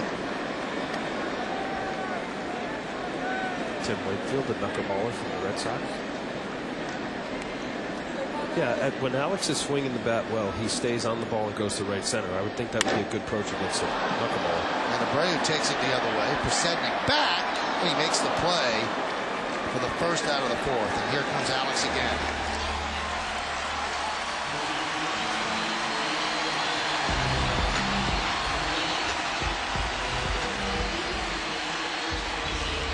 Well, there are the milestone home runs for Alex Rodriguez. He was the youngest to hit 300, the youngest to hit 400, and he's trying to become the youngest to hit 500 home runs. His birthday was last Friday in Baltimore.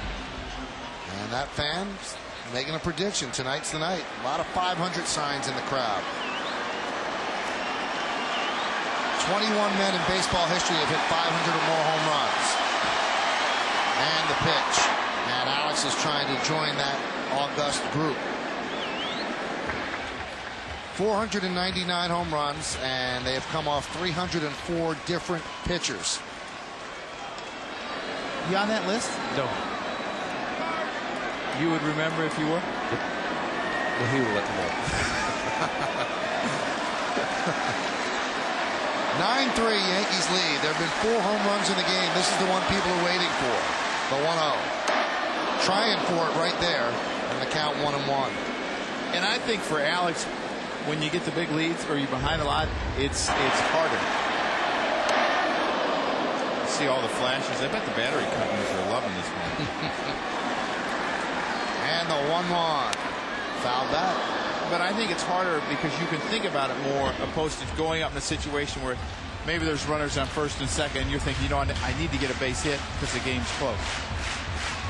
Yeah, when it gets blown out, it no longer becomes a situation to win the game. It really is just about your bat and what you're going to do with it. The 1-2.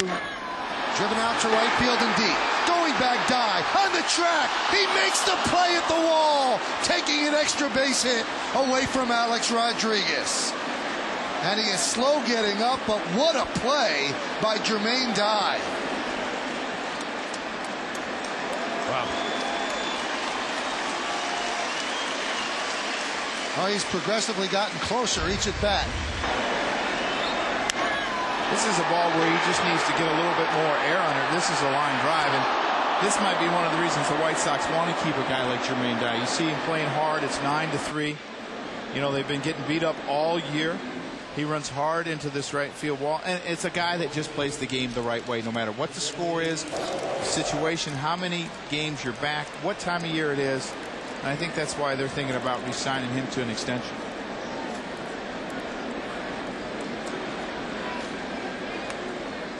So now Alex 0 for 15. since his 499th home run off Gil Mesh. Well, Al, as you get this card in front of you, I mean, you got to read it. Come on now. Come on. No. I'll read it. I'll read anything. A-Rod was 1 for 8 against Al Leiter with no home runs. Probably walked him 12 times.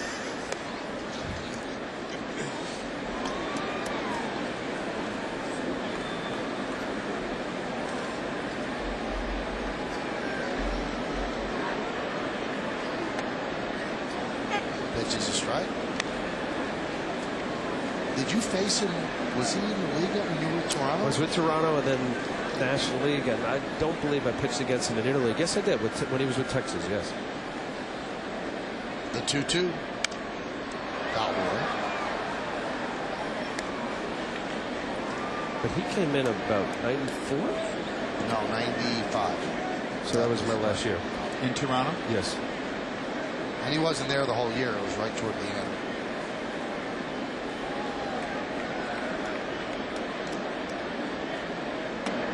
Because if people remember the 95 division series where the Mariners beat the Yankees, Alex, I think, got one at bat. Louis Soto was the shortstop. He got one at bat, and I think he struck out in that series. And Matsui works a walk. 2 walks for Matsui and a home run. Good day for him so far.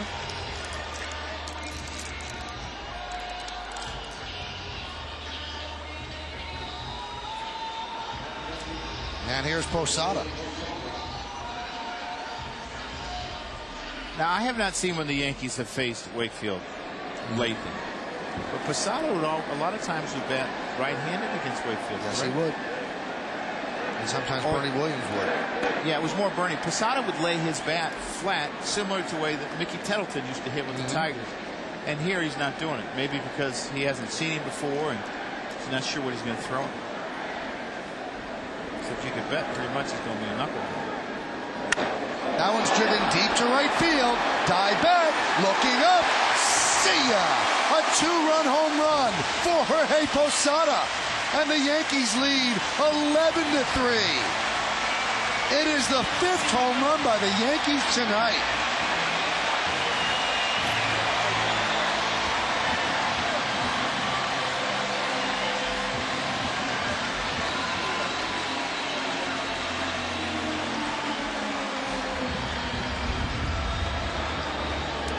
Well, this is a ball that's in the middle of the plate, and Jorge Posada hits a line drive over Jermaine Dye's head into the seats. The Yankees are somewhat pouring it on here, and you know, this is the auditions that I was talking about for the White Sox, that everyone has a chance over these next 2 months to make the club next year, and this has not been a good outing for Hagar so far. Cano with a big healthy cut. 5 home runs, 5 different Yankees, and he missed the handshake of Larry Bowa. So he connected on the ball, but he missed the handshake at third base. Catchers usually don't have a lot of style. You know, they don't have all the time to be thinking of those fancy handshakes. You know, you can stand out in the outfield and think about it, or the infield. So that's probably why, you know, you go put your stuff on, and you don't have time for that. That's probably why he missed. But you had style. You still have style. I had style. Are you kidding me? Oh, my goodness, yes. When you hit that triple off Greg Maddux, that was style. I was running for my life. That was style.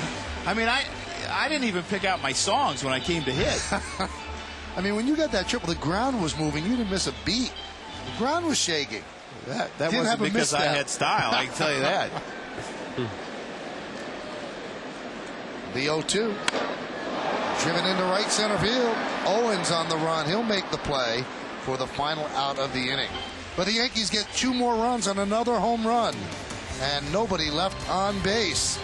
So Jorge Posada connects on his 12th, but does not connect on the handshake. We go to the 5th, 11-3 Yanks.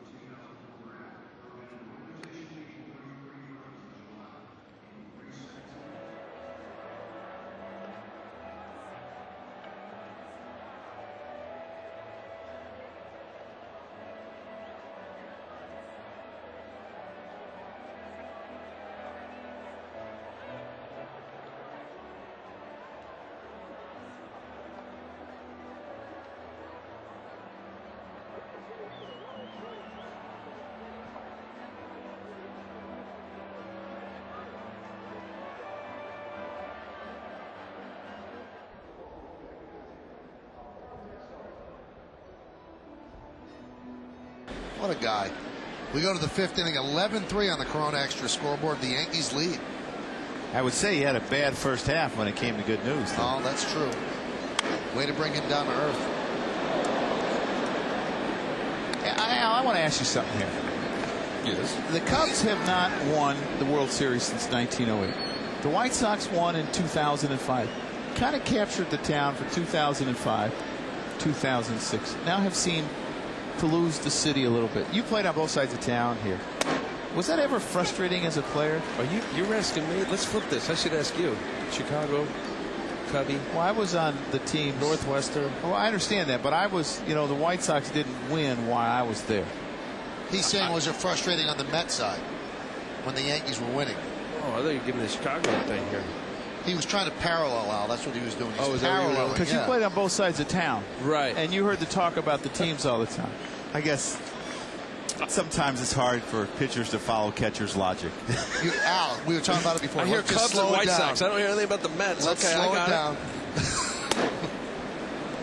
So See what we have to deal Yes, with when we have to go to the mound? Okay, yes, the Mets, White Sox, Yankees, Cubbies. No doubt about it. And with the experience that I had in '98 of near playoff, '99 with the playoffs, and then 2000 losing to the Yankees, all along there, we just knew that we were second to the Yankees. And deservedly so. The Yankees won the championships and the heralded franchise. This place is second to none. This stadium, as far as I'm concerned, anybody in baseball, including Wrigley Field and Fenway Park. So yes, you feel second to it, but you internalize a lot of things and you try to gain some respect, as the White Sox try to do. And they haven't been able to do it. They win a championship, and now they're 2 years later looking at the cellar again. Didn't matter. You come into Chicago, Cubs. It was a lot of fun. As a visiting player, I'm sure. As a home player, it was great. Yeah. Now, every Yankee I spoke to, Al, that played in that 2000 series, said that it was the most joyless experience ever because the Yankees had to win. They had nothing to gain, I guess, in the eyes of a team that's won all the championships, and we had everything to gain. And there was some truth to that. I enjoyed it. I loved playing against the Yankees. I loved this place. I enjoyed everything about it, knowing the challenge of that great lineup and all the guys that was so difficult to pitch to. Even though the Mets lost and I was on the mound in Game 5 against Pettit, it was fun. The 1-0. I say that whole series turned on O'Neill's at bat against Armando Benitez in the first game. How about Timo Perez not running out a double to left field off of Todd Zeal's bat? We go up. Mets would go up 2 or 3 runs there, 2 runs at least. Andy Pettit and I pitched that game. Andy Pettit and I were pitching. He pitched great. And ended up being 0-0 into the 6th. I think Game 1 really was the swing game. Popped up. Canoa's right there. I just felt that if the Mets had won that first game, and they would have won the game, I don't think, if O'Neill had not gotten on. If the Mets had won that first game, they would have started to believe. And I mean, that was a very close series. It was just 5 games, but it was closer than 5 games. Was it what, 11 pitches bat, 12 pitches bat by O'Neill to walk? And we were talking about pitch counts. I mean, here you are pitching at the end of October. You threw about 135 pitches your last game. 142. Yeah. Pitched your heart out. And Bobby Valentine's decision, really, I struck out the side in the 8th. I think it was Tino, O'Neill, and was it you? No, I wasn't there. Oh, you weren't there. I went back to Chicago. It wasn't Posada, because in the 9th inning, I walked Posada to lead off the 9th. Good pitch. Pitchers ever make a bad pitch? Oh, yeah, a lot.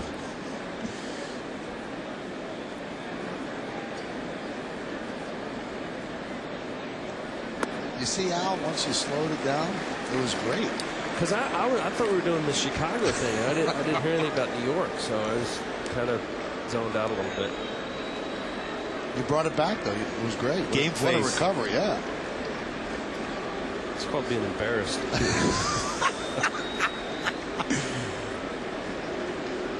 11-3, Yankees lead the 0-2.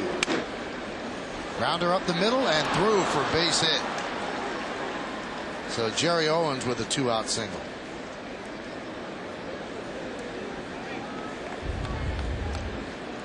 Gary Owens going the other way, just far enough out of the reach of Derek.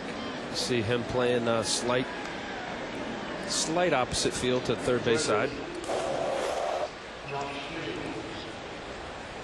Good pitch from Mike DeCita down the way. Good hitting, really, from Jerry Owens, staying on the ball enough to get it past Jeter.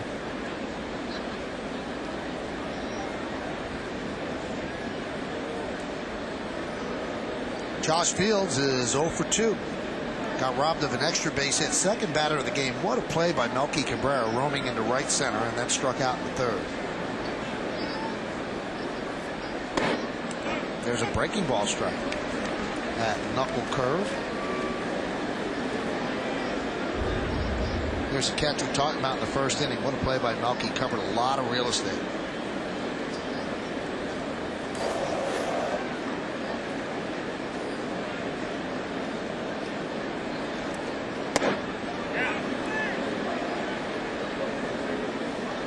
Now, Joe and Al, we looked up what you guys did against each other. Joe was 3 for 11 against Al. But also, Al, you hit him. Is there bad blood here?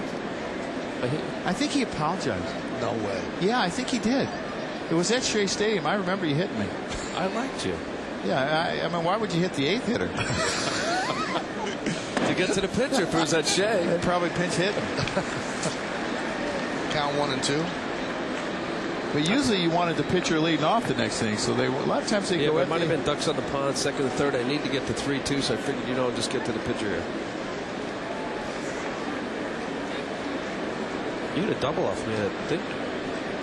I just remember you hitting me. Did it hurt? I'm sure it did. I got a piece of Posada. That hurt.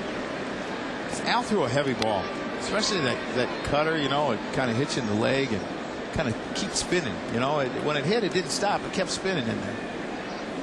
You dove. You were a diver. Diver? Did you dive a little? Maybe a little.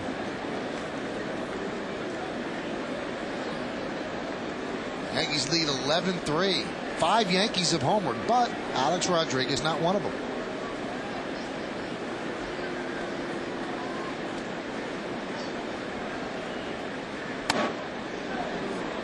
That's the way milestones are. What do you think the chances are that 5 guys in the lineup homer by the 4th inning and not one is the guy leading the American League in home runs? Not very good.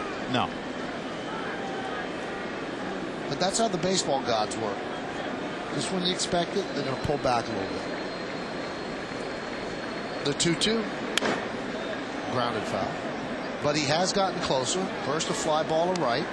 Decent distance. Then he took it right to the lip of the warning track in center.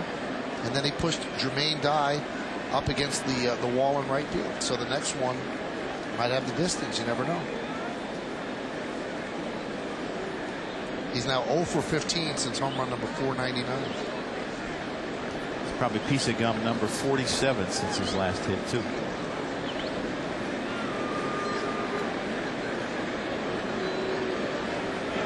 Swing and miss, and Fields down on strikes. No runs a hit, no errors, and 1 man left on base at the end of 4.5. We are halfway through. Yankees, on the strength of 5 home runs, lead the White Sox 11-3 on Yes.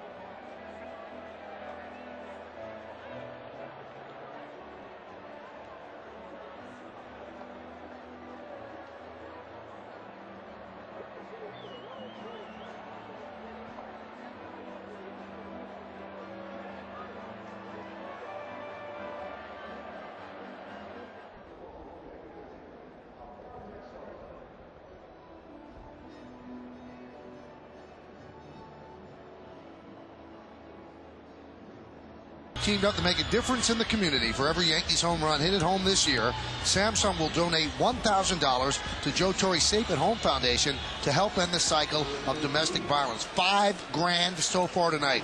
You can join the team and support Samsung's Home Run for Kids by visiting fourseasonsofhope.com or joetorre.org, because a little hope can make a big difference.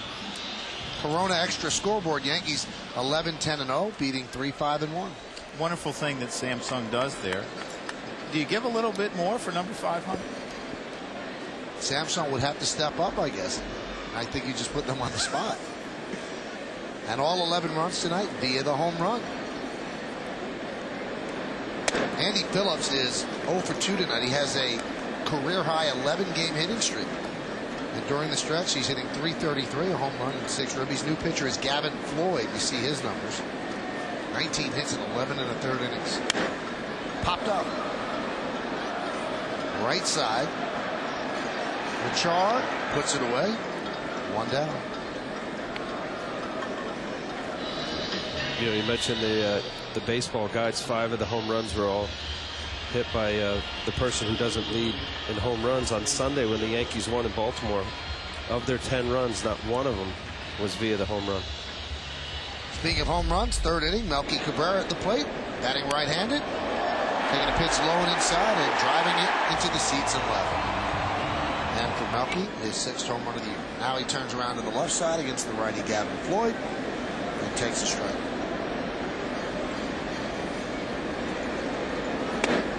It's got to make Cabrera feel really good that the Yankees did not make a trade for a player that they did want. They're not denying that they wanted Eric Gagne, but they would not give up Melky Cabrera for Eric Gagne.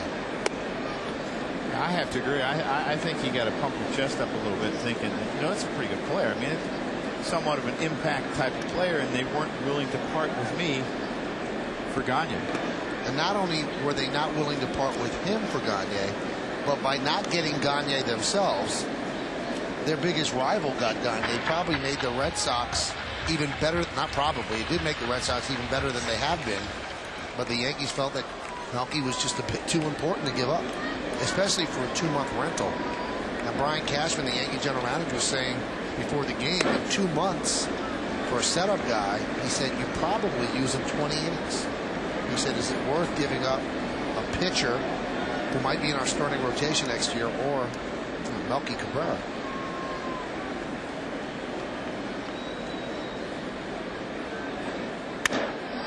Driven deep to center field, backing up Owens. He's there and he'll make the play for the 2nd out of the bottom of the 5th. Along with Joe Girardi and Al Leiter, I'm Michael Kay. You're watching Yankees baseball right here on the Yankee Entertainment and Sports Network. It's a full house here at the stadium as the Yankees start a week-long homestand. Yankees lead 11-3. Home runs in the game: Abreu, Matsui, Cano, Cabrera, Posada, not A-Rod.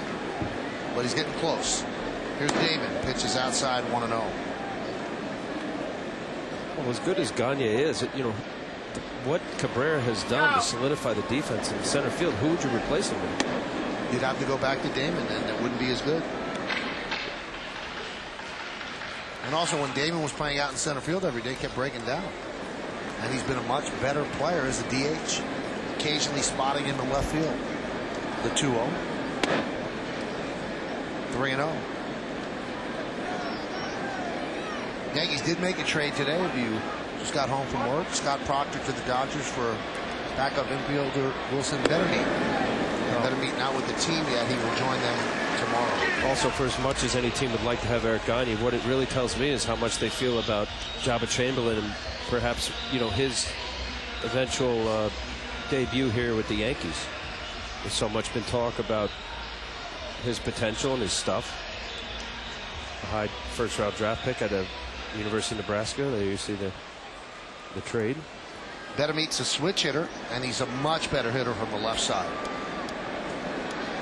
Here's Derek Jeter. He is 1 for 3. Gavin Floyd deals a strike.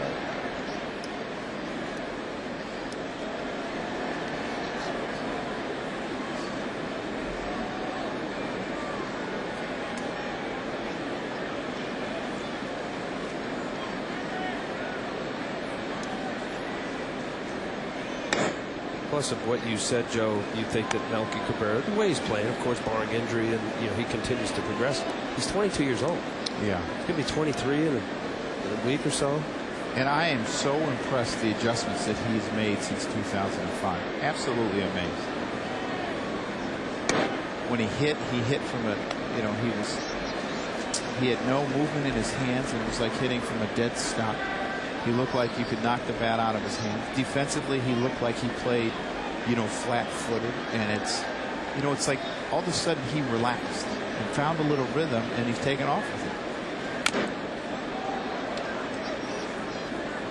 it. It's really neat to watch young players progress to me. You see him take the next step and then the next step, and sometimes they come up and you're saying, I don't really see it. I just don't see how he's going to help us. And all of a sudden, it might be a month later, it might be the following year, it clicks, and you're like, wow, never saw that coming. And then some guys, you see it right away, you say, oh, I can see how this guy's going to be good. Some guys, it's just tough to see. High fly ball, right field. Jermaine Dye is there, and he'll put it away for the final out of the fifth. No runs, no hits, no errors, and one man left on base. We go to the sixth inning. Yankees 11, White Sox 3.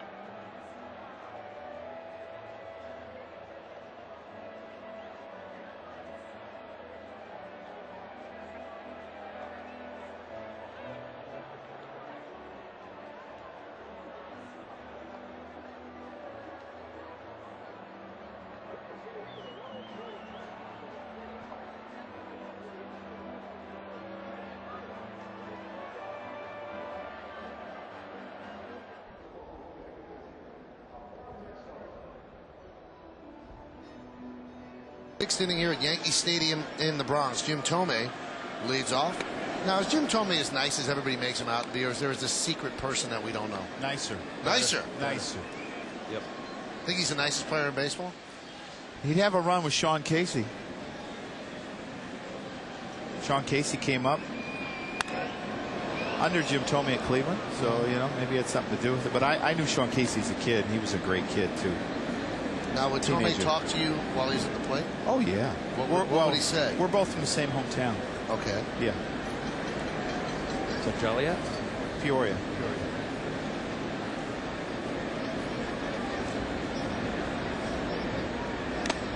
You guys talk about where you would hang out?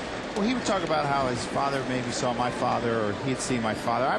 I'm always amazed that two guys who come from the same hometown, and one gets a ton of power, and the other guy, it's like, what happened?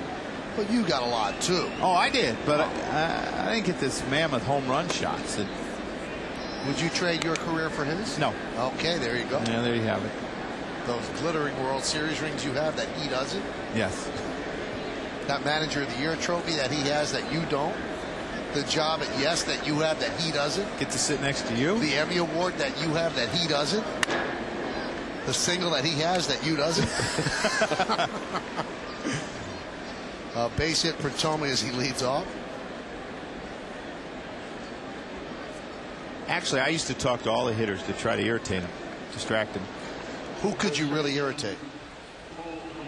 Chili Davis yelled at me, told me to shut up. Really? Told me don't talk to him anymore. And it was like it was the last 3-game series of the year he was with Kansas City, I believe. First night he went like 0 for 4. And he told me he didn't want me to talk to him anymore. He hit 2 home runs that day that I didn't talk to him. And I told him when he came up his first at bat Sunday, I said, Chili, I can guarantee I'm talking to you today. Now, was this after you guys were teammates or before? Before. Oh. Here's Paul Konerko. I've never heard anybody who played on a team with Chili Davis have a bad word to say about him. That they say he was a great teammate. Great. Yeah, great. 82 pitches for Messina. His easiest inning pitch-wise was the third, but the first was good. The fourth was outstanding. Just that one tough inning in the second when he gave up 3 runs. A home run by Uribe. And we were talking about pitch counts before. I know it's for the fans, but I don't like pitch counts up on the board and velocity. You know, a lot of fans get caught up in the velocity, and velocity for young pitchers on the board a lot of times is a no-no because they'll look to see how hard they're throwing because they get so caught up. You know, do I have my great fastball tonight? I think older pitchers realize it's, you know, after being through it for a while, it's not about how hard you throw. It's what you throw and when you throw it and the movement and where you throw it. But I'm not a big fan of all that on the board, and I understand it's for the fans. But it can be a distraction. For a young pitcher, I agree. But as I got older, I used to want to see the speed variation between my fastball and my curveball. And I wanted to make sure it was at least 12. So it was a way to actually see, okay, I threw it too hard. You got a good feel as to whether it worked. You had a nice break. The hitter will tell you a lot. But sometimes you're like, you know, was it too hard? Is it too soft? As a manager last year, Joe, did you try to manipulate gun readings at your home park? I had nothing to do with it. You couldn't do it. I had too much to worry about to be worrying about a gun reading. What do you mean? A lot of young players, Al. The 1-2. Yeah, there were a lot. I remember John Rocker. No sooner he used to finish, he was left-handed at Turner Field. He'd literally turn up, look, and Maddox or somebody used to say, he said if it was under 97, he'd throw a breaking ball. If it was over 97, you could book it. He was throwing another fastball because he liked it. I remember Mondo Benitez used to be staring up there all the time. So there were certain pitchers. I would imagine if you had some say, apparently you didn't, you'd turn it off. Or I'd turn it up. Right. Or turn it up. And say, oh, man, you got a great fastball tonight. I believe that happens in the stadiums. Well, we're off. Yes, we have a different gun than what's going on in the stadium, and ours is always a mile or two different. Well, we have 66 on some of the fastballs, so. Sometimes I think a lot of it's the angle that the gun is at and where it's positioned. Does it pick up the baseball?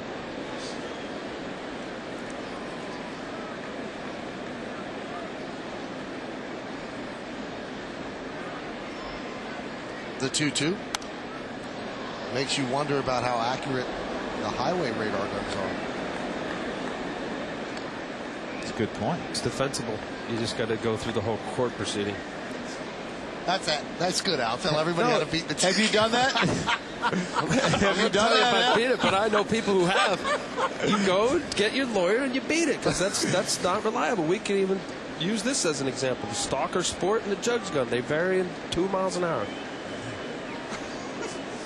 What you learn here on Yes. There's the jugs. Jugs historically is always faster than the stalker.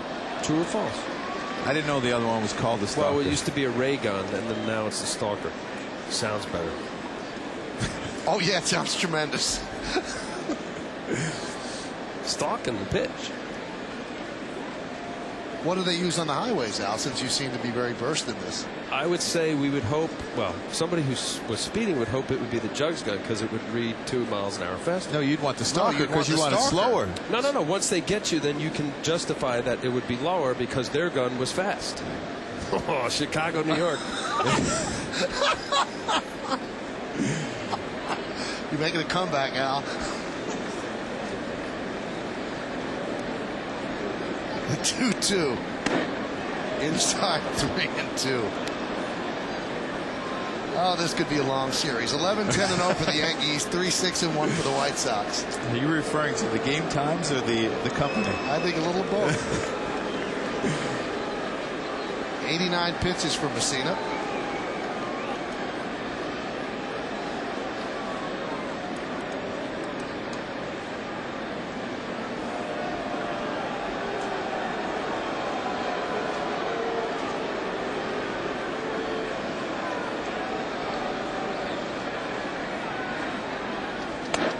Strike three. Konerko down looking. Well, these White Sox hitters, they've been complaining a lot to the home plate umpire, Phil Cousy. Phil Cousy likes to turn and get into a conversation rather than turn away. Well, this is a hanging changeup. You see how high it is. It's almost coming down like a split finger. And now he just threw Konerko out. And usually when things are going bad, that's what you see. You see a lot of arguing with the umpires. You know, when things are going good, you know, you just take it and you keep going. And sometimes it's just frustration. And I'm not saying that Paul Konerko should be thrown out of this ballgame, but I'm just saying you see a lot more bickering with the umpires when you see teams losing ballgames.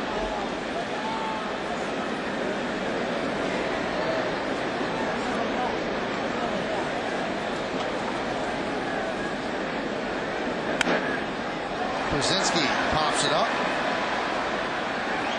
A-Rod. 2 away. Well, let's see what Paul Konerko was complaining about. Now, this is a high strike. You see where Posada's setting up a little bit higher, but that was probably in that range right there. The book is, this is the strike zone. Well, you can forget about this area because that just doesn't happen anymore. That was above the belt. Normally at the major league level, they don't call that a strike. Rule book strike, it's a strike, but home plate umpires don't call that pitch that's a little above the belt.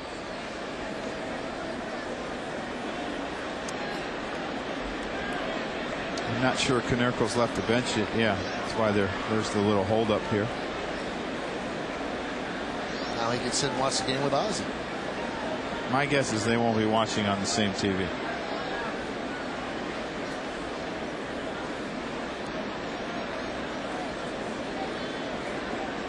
Don Cooper, the pitching coach.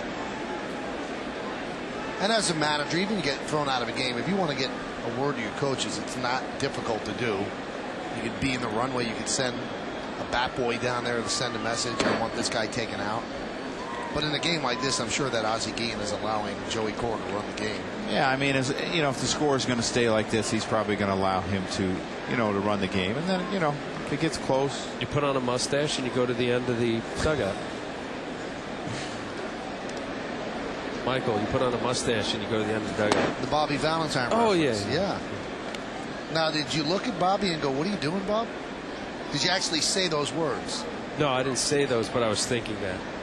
And were the guys laughing at him? Or Hershiser was like standing in front, like being the cover. He's so wide, like world.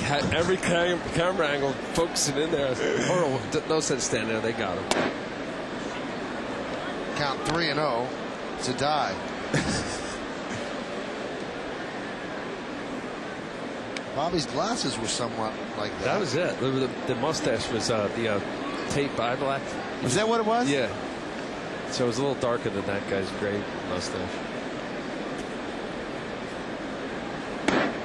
It must have been, you know, just a laugh a minute with Bobby as a manager. You never were bored. No, but I liked it. I had some of my best years there, and as far as a knowledgeable baseball mind, he was as good as anybody I've ever had.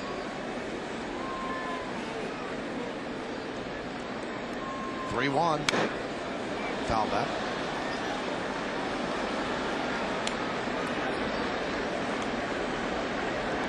Yankees lead 11-3 on the strength of 5 home runs. In fact, all 11 runs coming on the 5 home runs by 5 different Yankees. And if you just joined us, A-Rod has not hit a home run. He's still at .499, 0 for 15 since his last home run.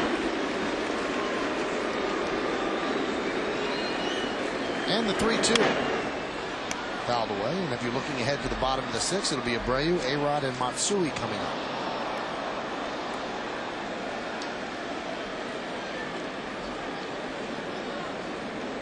Messina is at 97 pitches. And someone's loosening in the bullpen as you get close to that number. Mike Myers. How are you with that 100 pitch stuff? You know, Al, I had so many young pitchers, we tried to keep around it for the most part. It's a young starter. Swing and a miss. Took something off that and died way out in front. 6th strikeout for Messina on his 98th pitch of the game. No runs, a hit. No errors, and one man left. Bottom of the sixth coming up. Abreu, A-Rod, and Matsui.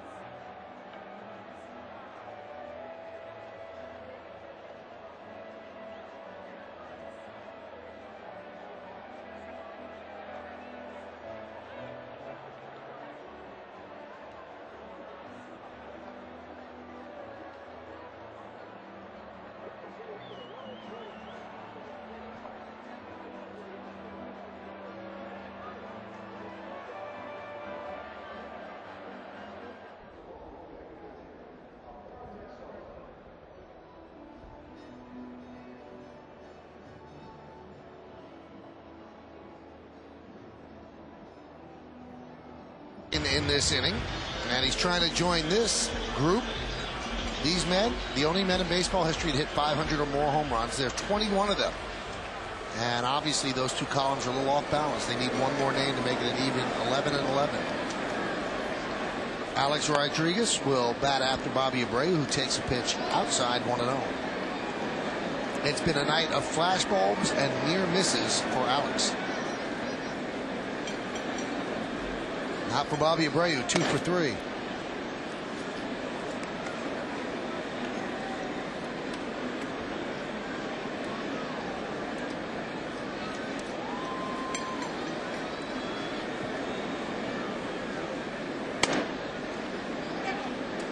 And a strike.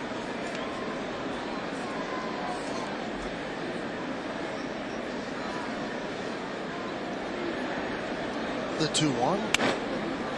Late swing and a foul ball. Count 2-2. New first baseman. Remember, Paul Konerko got thrown out. Darren Erstad just came off the DL.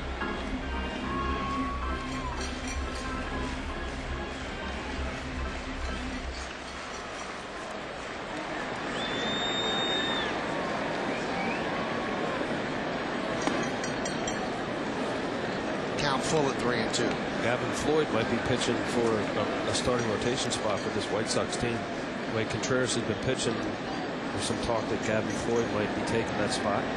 He was traded for Freddie Garcia this winter from the Phillies, Bobby Abreu's old teammate. So what do you do with Contreras? Well, what you're doing now isn't really helping, and if this is a situation where the White Sox are clearly out of it, don't you want to see what you got Freddie Garcia for and give him an opportunity? Do you maybe experiment making him an 8th inning guy? Ground ball on a broken bat and a single for Abreu. Here's Alex Rodriguez. He's 0 for 3, but let's take a look at his 3 at-bats. In the first inning, against Jose Contreras, hits a high fly ball to right field, caught by Jermaine Dye. In the third inning, deep drive to center, caught by Owens, and then Jermaine Dye in the fourth takes away an extra base hit running into the wall. So he's gotten closer to hitting one over the wall. And this crowd is looking for 500. He's the youngest man to hit 300, the youngest man to hit 400, looking to become the youngest man to hit 500. The chant of "Let's go A-Rod" here at the stadium.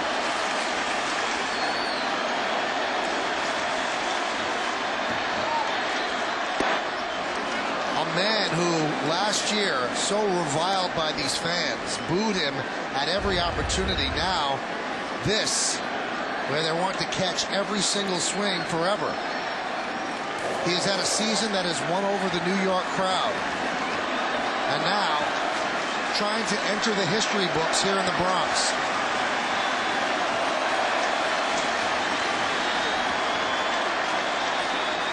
The 1-0. High fly ball, shallow left. Posednik coming in, and he'll put it away for the first out of the 6th. Let's get back to Contreras a little bit. Do you think about making, you see the pop up by Alex, this ball just ran in on him a little bit. He knows he got beat just a little bit by that fastball inside by Gavin Floyd. Do you possibly see, can he help us in the 8th inning? Or? Well, what I do see, and you see, everybody sees it, he's 5-13 with a 6-something. Over that now after this performance. He's not helping your ball club. You know where he is. You know what he's capable of doing. You want to see somebody else who's younger. You need to either give him a breather. You need to get him to do something differently on the side. You put him in the pen. Maybe he would be an effective 2-pitch pitcher out of the pen. Matsui, deep drive to right field. Looking up his dive. See ya! Another home run for Matsui. He does not want this month to end. The Yankees lead 13-3. Matsui on fire.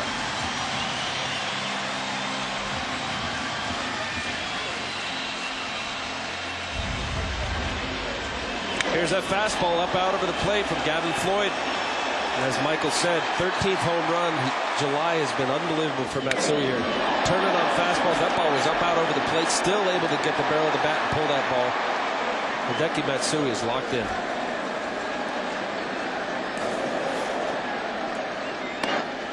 Month of July, 13 home runs. And Alex Rodriguez laughs. All these homers flying out, but none off his bat. And Matsui now has 28 runs batted in this month. That's the most of anybody in baseball. 13 home runs this month. I believe that's the 199th run that they've scored in the month of July. I mean, you think 199 runs in 1 month. Well, it's a team that a lot of people thought was going to score 1,000 runs. 200 runs a month gives them 1,200. So Posada's numbers, he's a triple away from the cycle. That's not a likely hit for Jorge. He did have his first, though, in Kansas City last week. Yes, he did. Need an outfielder diving for a ball, getting by him. Last cycle for the Yankees way back in '95. Tony Fernandez against the A's.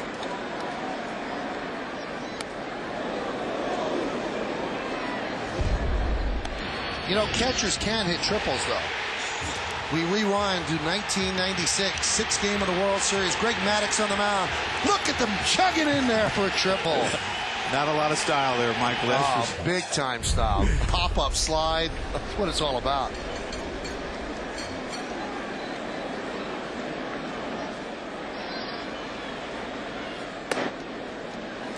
And the count 3-2. You ever dream about that?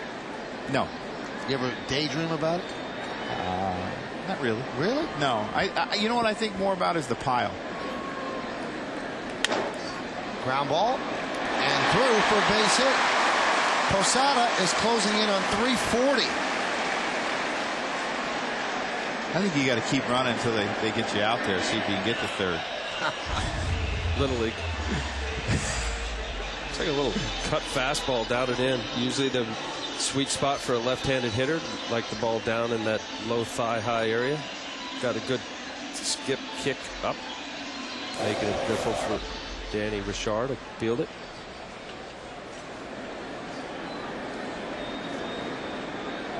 That's what happens in Little League, right? You hit the ball past the second baseman, you get a triple.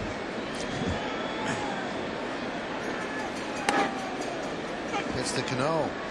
That's right. Well, it's Posada's second 4-hit game of the year. Matsui's second career multi-home run game. That's hard to believe. just 2, where he's had more than 1. Last time was August 16th of 04 against Toronto. Line drive, base hit down the right field line for Robinson Cano. Posada heads to third, Cano heads to second.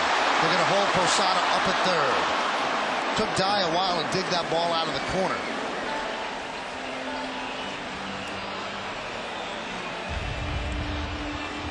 Hit number 42 for Robinson Cano. You see this curveball, and he just glides to the baseball. Even when he gets out front, he is soft on that front side and doesn't get too far out front, able to keep his hands back. Hits this ball down in the corner. Kind of gets slowed up, hitting the padding. Jermaine Dye gets it in, makes a good throw to Richard for the relay.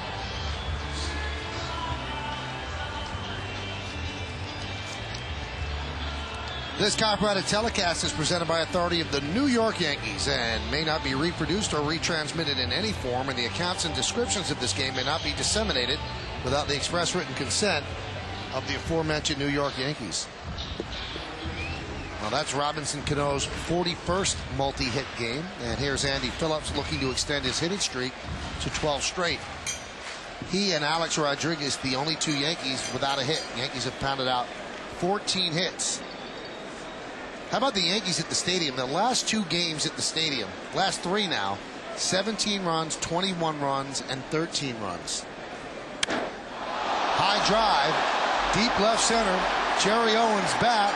He's there, and on the track, he makes the play for the second out. Both runners tag. Posada scores. It's a sac fly for Andy Phillips, and the Yankees lead 14-3.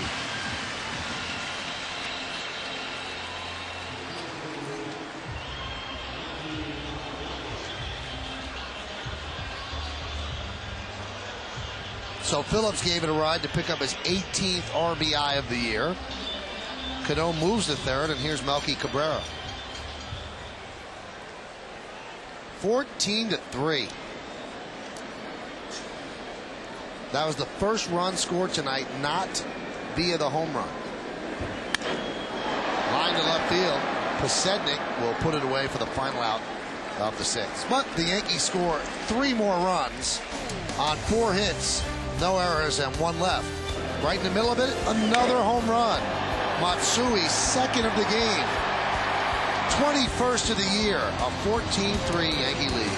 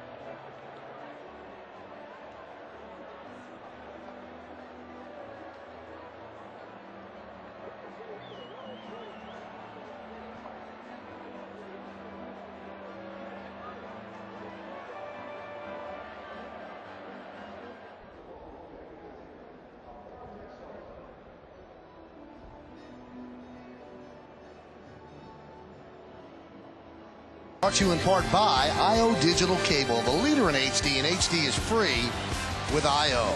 And by Audi, truth in engineering. While Mike Messina's night is over, And listen to the boos here from the crowd at Yankee Stadium. Bob Shepard just announced that Kyle Farnsworth is pitching the 7th inning, and the sellout crowd booed Farnsworth.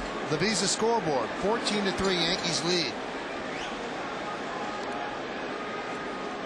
Now, Posada and Farnsworth, last time together on Sunday, it wasn't pretty, as Farnsworth crossed up Posada and hit him squarely on the left wrist.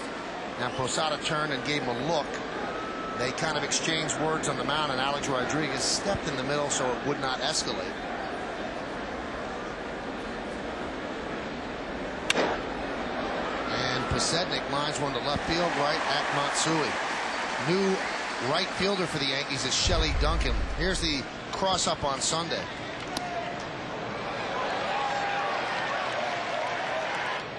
Now, at the time, Joe, Al and I were doing the game, Al said he could never recall somebody crossing somebody up with just a runner on first base because they don't change signs. And you can see Posada was pretty chapped. Well, yeah, I mean, no matter whose fault it is, when you get hit in the wrist like that, you're going to be chapped. You know, when you get chapped as a catcher, when you block a ball and it hits off your wrist, because it hurts. You know, forget whose fault it was. The pain is upsets you. Now, Farnsworth didn't want to talk about it, was very angry after the game, also criticized Joe Torre for not using him enough. And a lot of people thought that Farnsworth would be dealt by the trade deadline today. And Joe said, in effect, we're not having a fire sale here. So Farnsworth is on the team, will be on the team, and here he is pitching the 7th inning. He wants to use Farnsworth more, but the bottom line is you got to be in those situations where you can use them. And also, Farnsworth can't pitch 2 days in a row effectively. So there's a lot of barriers there in order to use him a lot. Did you have guys that didn't have somebody at second base where they used multiple signs? Roger was the only one. Roger Clemens was the only one that used multiple signs. So slider, and Uribe could not hold up. If you get a chance, stop by and visit our friends at J&R Music and Computer World.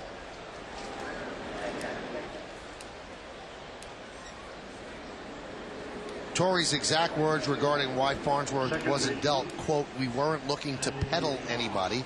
He also went on to say before the game that Farnsworth is still a key component for this team.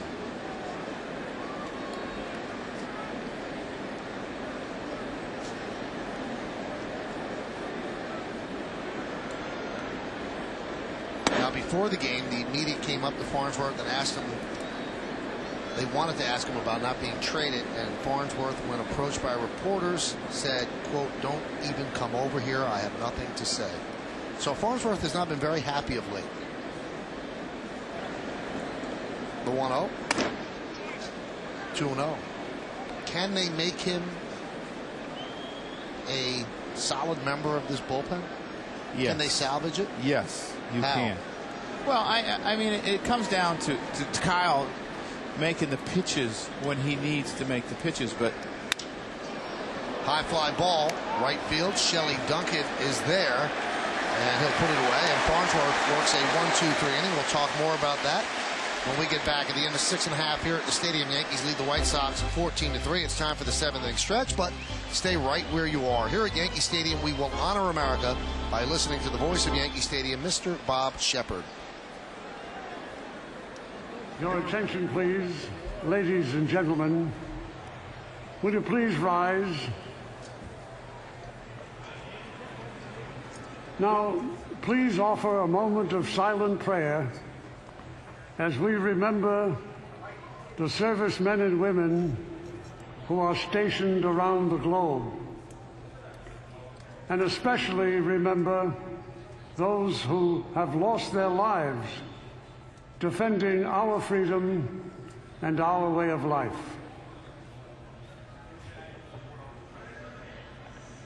And now, please join Kate Smith as she sings "God Bless America." God bless America, land that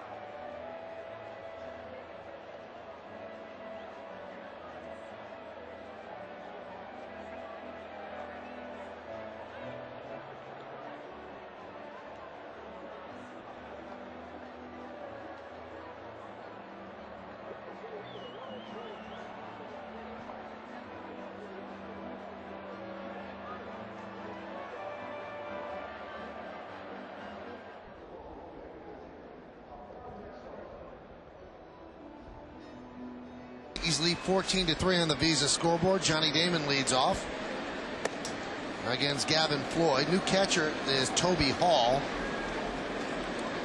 And there's a new shortstop. Andy Gonzalez takes over for Juan Uribe. Damon, Jeter, and Abreu. If anybody gets on, A-Rod. Deep to right field. There it goes. See ya! An upper deck home run. Johnny Damon. The Yankees lead 15-3.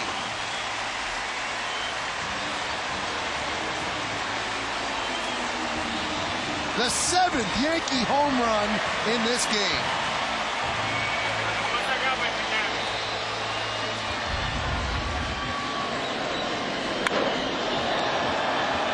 When you go inside, Al, you better miss inside, not out over the plate, because when you miss a few inches from the inside corner, that spells upper deck a lot of times. Especially on a 1-0 fastball count.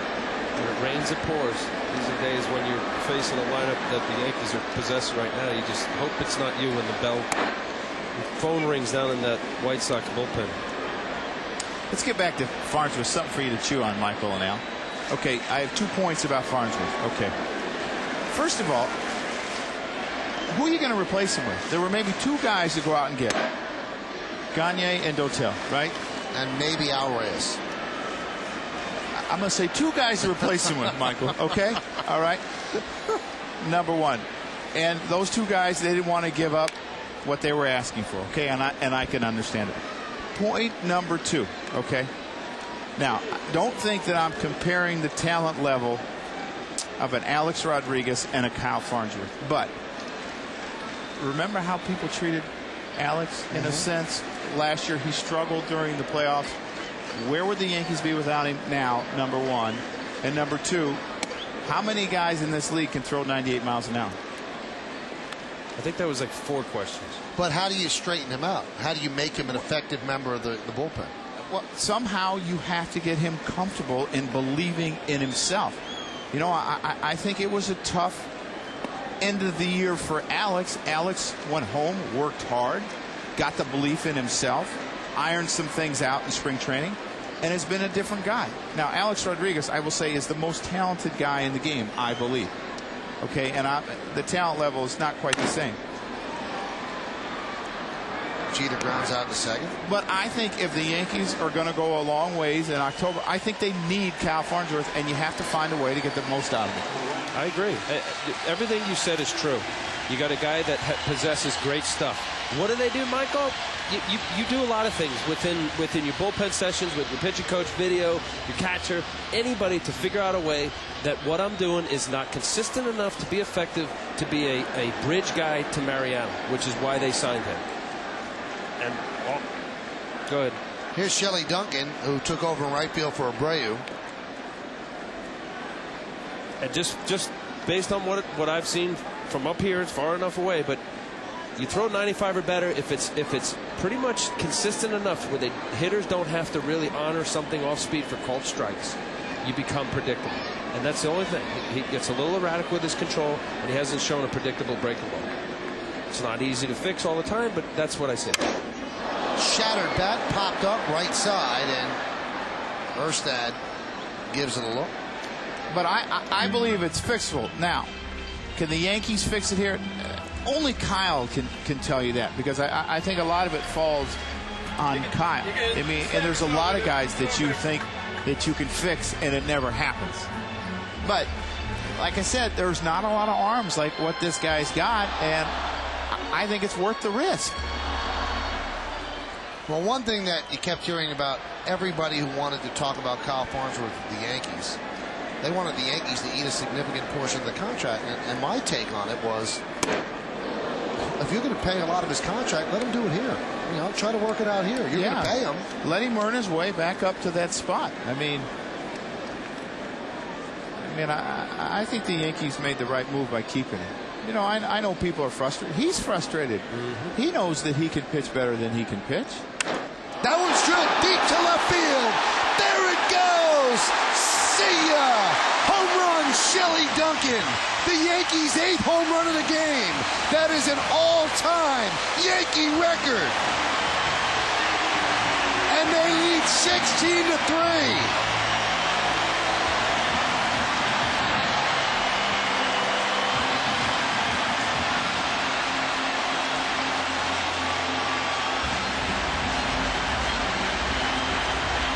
with the high fives. Well, now the guy they want to hit a home run has not hit a home run. Alex Rodriguez. 8 home runs. The Yankees have done it once before in 1939. Curtain call for Shelley Duncan. Here's A-Rod. Can he make it 9? Can he make it 500? Can he be the 22nd man to hit 500? And he'll take a pitch low 1-0. It is like the ultimate tease. Everybody in the pool with a home run except for Alex Rodriguez.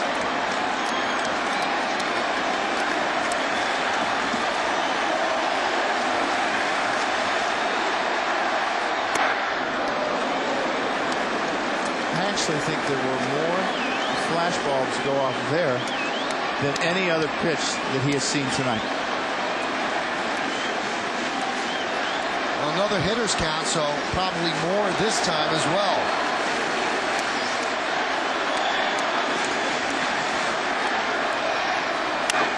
Line drive to center field, and right there is Owens. And Alex is 0 for 5. The number 2 hole in the lineup, the number 4 hole in the lineup, and the number 8 hole in the lineup, the only holes without home runs. And they're trying to capture that home run swing, but they will have to hit delete after the line drive to center field. Well, it doesn't look as if Alex will get up again, so a lot of people, that was the reason they stayed in a blowout game. And he doesn't even want this bat anymore. Yeah, give it to a kid. Wow. There's Matsui. 8 home runs. The Yankees have never hit more in a game in their illustrious franchise life. There's a strike. How's that for getting advice? Shelley Duncan talking to the Rocket. You think Roger's telling him there? Better not take a swing like that off of me.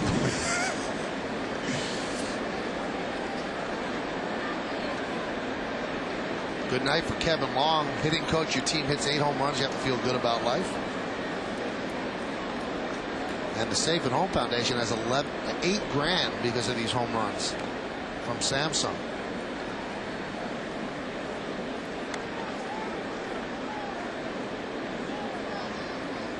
It's a pretty sweet souvenir to come take home from the game. See the family on the phone calling everyone at home. God, I can't imagine that being a little boy. Alex Rodriguez gives you his bat. I mean, it's one thing to get a broken bat. I mean, you can understand a lot of times players will give away a broken bat. Here's my bat, you know? Yeah. Look at his face.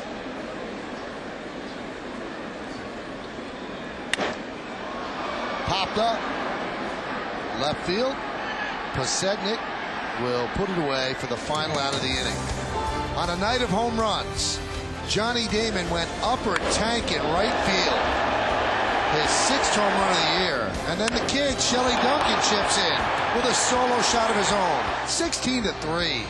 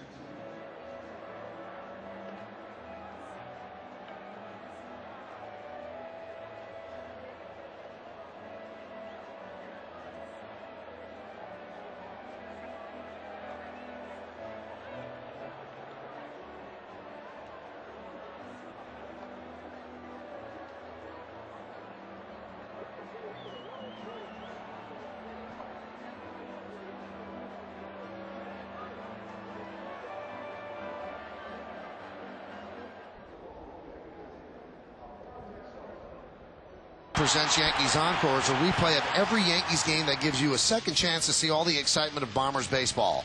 WB Mason presents Yankees Encore later after each game and again the next morning at 9, only on Yes, the moon disappearing. And so is the opportunity of Alex Rodriguez hitting a home run. Wow, WB Mason getting a lot of play here at the ballpark.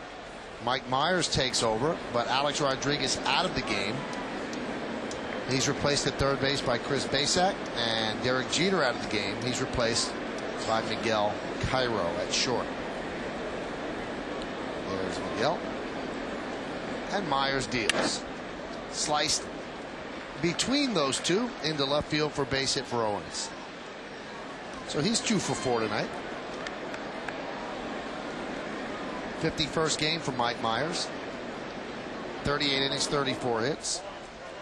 And another lefty gets a base hit against Mike Myers. One thing I wanted to hit on today, with the game being 16-3, it certainly is as good a time as any. Tom Glavine is at 299 wins. He's got a 2-1 lead right now over Milwaukee. I believe it's in the 6th inning. It's the top of the 7th now at Miller Park. Fields fouls it away. Randy Johnson is 16 away. He just had back surgery. Many people think that Tom Glavine could be the last 300 hitter we see in this generation. Do you believe that, Al? Yes. Why? I don't think guys will play as long. Ground ball is short. Nice play by Miguel Cairo. There's one on to first, a double play. You got to play 20 years to win an average of 15 games a year. It's pure dominance, or you play longer than that, obviously push yourself into 24, 25. Great play, Miguel Cairo. Nice little flip over. Robbie to Phillips. I just don't believe that guys will endure what it takes. I think the money's great now, and I just don't think that there'll be pitchers that pitch long enough to get it. It's that difficult. In a day that it's much more difficult to pitch, and also with the 5-man rotation. You don't get as many starts as once upon a time, and it's hard to pitch today. And also with the advent of using the bullpen 7th, 8th, and 9th, you've got a lot of guys that could come in and blow your lead and take a lot of wins away. I think you have to start thinking about guys that could possibly do it. And as Al said, you don't want to say never that it'll happen again, but the crop right now, you don't really see it happening. And I think Al made a good point about the 5-man rotations, the bullpens. There's a lot of factors, the way they treat pitchers with pitch counts. But hasn't Glavine been, for most of his career, part of a 5-man rotation? And he's never missed a start.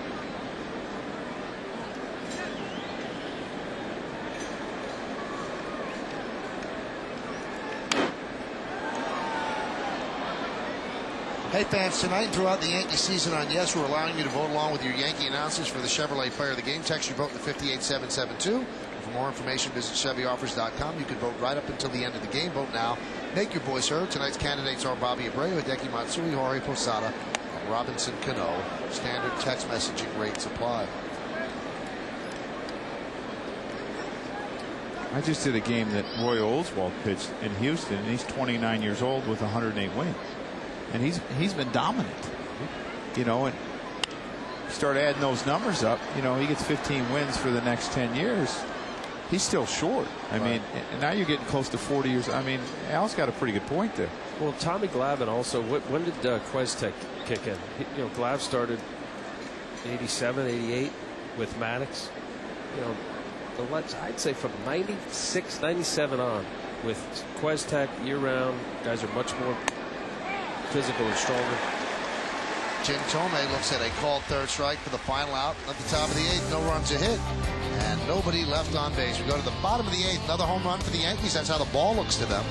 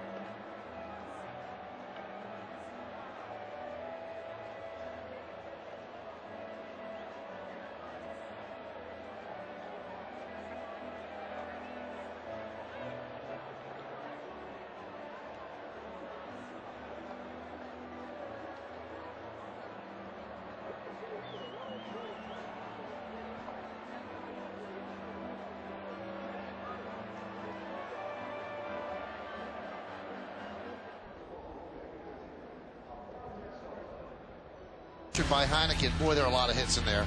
Only Andy Phillips and Alex Rodriguez not part of the party. But check out the home runs. 8 home runs for the Yankees. Damon with 1, Abreu with 1, Matsui with 2, Posada 4 for 4 in a home run, Robinson Cano with a home run, Melky Cabrera with a home run, Shelley Duncan actually came into play for Abreu, and he hit a home run. 8 home runs. Yankees have never hit more in a game in their franchise history. Last time they hit 8 in a game, 1939. Boone Logan will try to stop them from setting a record. And he is going to face Jorge Posada. Posada 4 for 4, his 11th career 4-hit game. He has never had a 5-hit game.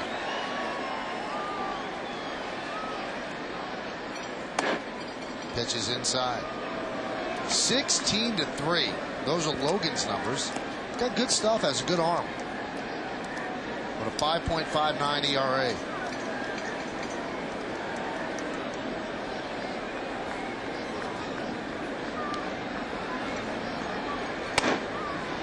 There's a strike.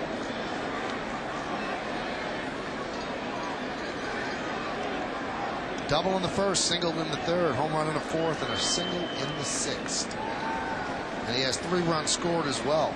Big night for Posada, hitting .340.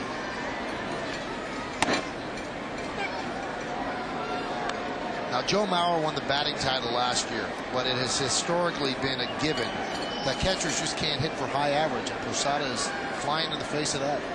It's amazing because, you know, catchers eventually lose their legs because they get so fatigued from catching. High fly ball, right field. Looks like they'll finally retire Posada as Dye makes the play. 1 away. And your legs are so important to you when you're hitting, so it's been amazing that he's been able to do what he's done. And the other thing is he's not 25. I mean, he's 36 years old. He's caught, you know, the last 7 years, averaged about 140 games a year. He's been durable. He's had a remarkable year. Only 3 catchers have ever won a batting title: Bubbles Hargrave, Ernie Lombardi, and Joe Mauer. And Mauer the only one in the American League.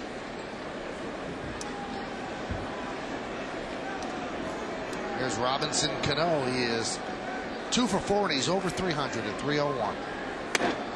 Boone Logan upstairs. Breaking ball that was over his head.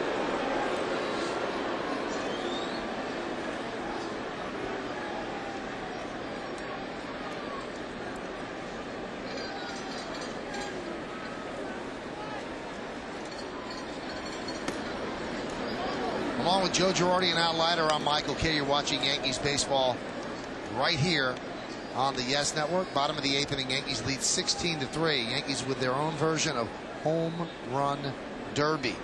8 home runs against the White Sox. Juan Uribe connected a 3-run home run in the second, so there have been 9 home runs in this game. Al, I want to ask you a question about mechanics. What is your feeling about a pitcher? I'm watching Boone Logan here, and it's almost like his body goes this way, and to throw you have to stand up. Do you think it's hard to jerk back, and sometimes when you jerk, do you jerk too much? Yeah, you could get too much on your backside to where you're throwing up to the sky, and it's difficult to get the front side clear to get through the ball and throw an effective quality pitch down in the zone. You want as best a direction to where you're throwing the ball. Meaning, obviously here, you want your direction of your body to go toward the catcher. And many times, Robinson Cano didn't like that. He thought that ball was up. And balance, if you see his balance, what Joe's talking about, he's kind of leaning this way, and then you got to come back with your direction to go home plate. So ideally for a pitcher's mechanics, you want to kind of what you'll hear north and south, which is basically you Ground ball, third base, Josh Fields, 2 away. You load up on your backside, right-hander you load up on your right leg, left-hander on your left leg, and you try to get all of your energy to go toward the catcher. Some deliveries, people start, you know, little league and high school, wherever, and they just get accustomed to the mechanics that they have. He's got little push-off on the backside. He doesn't really get much ride on his leg. It ends up being more arm. And he's got a real good arm. And a lot of times you'll hear pitching coaches tell their pitchers to stand tall. And to me, he's not standing tall. He's kind of going towards first, and then he has to kind of jerk to go back towards, you know, third base side to get even. Don Cooper's an excellent pitching coach, and a lot of times you know, with pitchers, you don't fix something unless it's broken. And Boone Logan's had a pretty good year, but there's a strike to Phillips. This is Phillips' last chance to extend his hitting streak. He's got 11 games in a row. And the other thing it does sometimes, Al, you know, and when you're a one-inning guy like Boone Logan, it gives you some deception because you have to kind of throw across your body. But I worry about, as time goes on, does he get hurt? Well, there's two ways. If you see a pitcher that flies open, it's usually he'll lead with his elbow, and it'll be elbow trouble. If you throw across your body a little bit, like Boone Logan does, it becomes shoulder strain, because when your energy's going this way, it puts a lot of strain on your shoulder to get through the ball. 1-2. Grounded foul. I mean, that's why when you see, you know, Mussina, excellent mechanics. Roger Clemens, excellent mechanics. I think of Kurt Schilling and Mariano Rivera, robotic-like, just being balanced, nothing extra in their leg kick. They get their arm up in position, and their energy is going to home plate. More guys that, you know, you think about mechanics. Greg Maddox, great mechanics. Tommy Glavine had great mechanics. David Cohn had great mechanics. Longevity. I mean, you know, you just mentioned a bunch of guys that Hall of Famers, or, you know, 15+ years.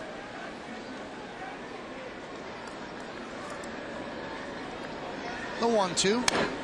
Foul back. Phillips really battling to keep this hitting streak alive.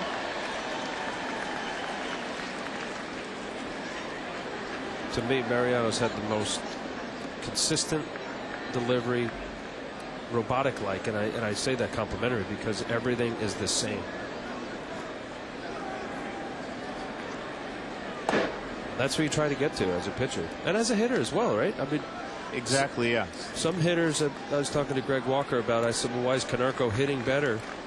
And he said he's just got better balance, and his bat is coming through the zone longer. The barrel of the bat's going through. And he said he's a guy that'll tinker with his swing every couple days. 2-2. Popped up.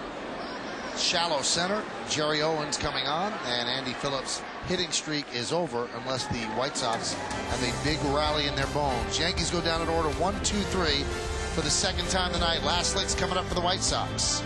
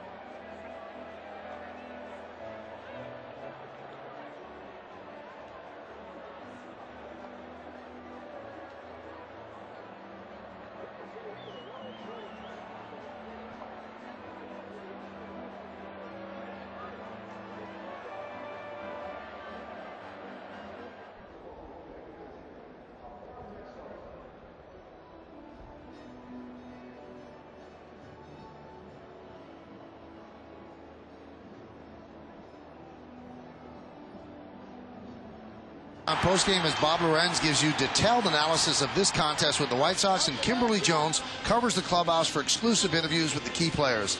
It's the Nissan postgame right here on Yes.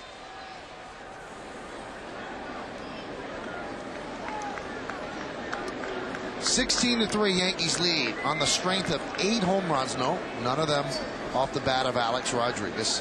New pitcher for the Yankees, Sean Henn, out of the pen. His 20th game. See his numbers, and he will face Darren Erstad. First at bat for Erstad.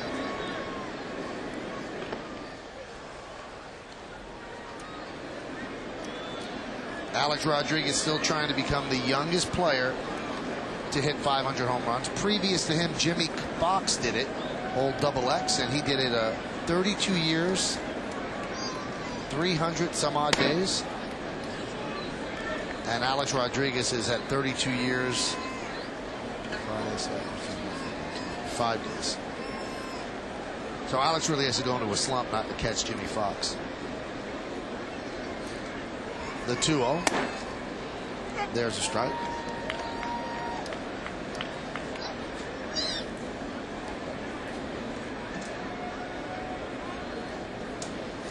Paul Konerko got thrown out of the game in the 6th inning, arguing a called strike 3 with home plate umpire Phil Cuzzi. The 2-1. Blooped into right field. That is going to Duncan for a base hit between Duncan and Cano.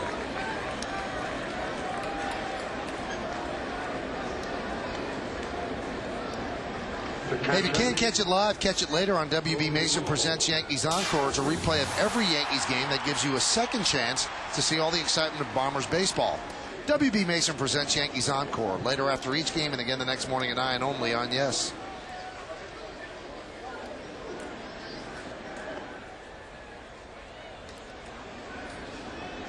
Here's Toby Hall. High fly ball left field. Matsui. 1 out.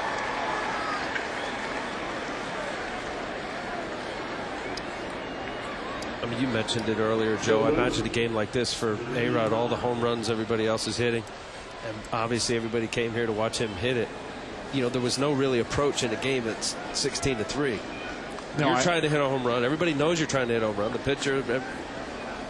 I think after it got 11-3 after the 4th inning, the focus becomes trying to get it out of the way. And you know what? He still had pretty good at bats, though. I will give him that. You know, he hit the ball the other way. Jermaine Dye, ground ball up the middle. This could do it. There's one on the first double play, and the Yankees win the game 16-3. So the Yankees had a rough weekend in Baltimore, but bounced back here at the stadium.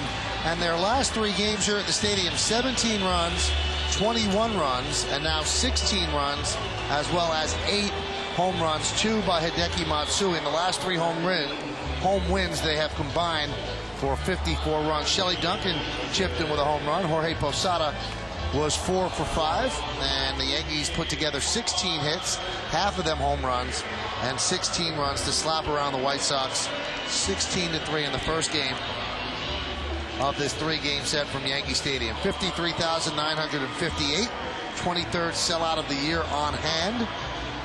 And Joe Torre knows his team might be able to gain ground on everybody in front of him, the Red Sox and the Indians. So a big night for the Yankees in so many ways. Obviously, Alex Rodriguez, the only one still looking for a home run, it seems. He was looking for his 500th. Well, Kim Jones was looking for Jorge Posada. She found him. Let's go down to Kim on the field. Kim? Thank you, Michael. Jorge, 8 home runs tonight. You had one of them. Have you ever seen anything like this? No, not like this. You know, people feel pretty good coming back home, and it seems like everybody was swinging about well. It almost looked like batting practice. We don't want to say that, but you know what? It's just one of those days that everything happens a little contagious. Everybody follows each other. For 7 different Yankees to have home runs and Alex Rodriguez not to have one, did you guys tease him a little bit about that? No, not really. You know, it's the way it goes. Baseball is a funny game, so he probably comes here to, you know, hits 2 tomorrow. Let's talk about your offense. You have continued your amazing offense this season. You've got to be run down. How are you doing it? Just a lot of energy. You know, come to the plate, ready to be prepared to play, and you know, having fun at the plate. You make it sound simple. Try to. Thank you, Jorge. Michael. Thanks a lot, Kim. Jorge Posada having a magical year, just under 340 for the season as we head to August. We've got so much more to come. We've got the plays of the game. We've got the player of the game. We've got the post-game show with Bob Lorenz and Kimberly Jones. We have a Yankees 16-3 win.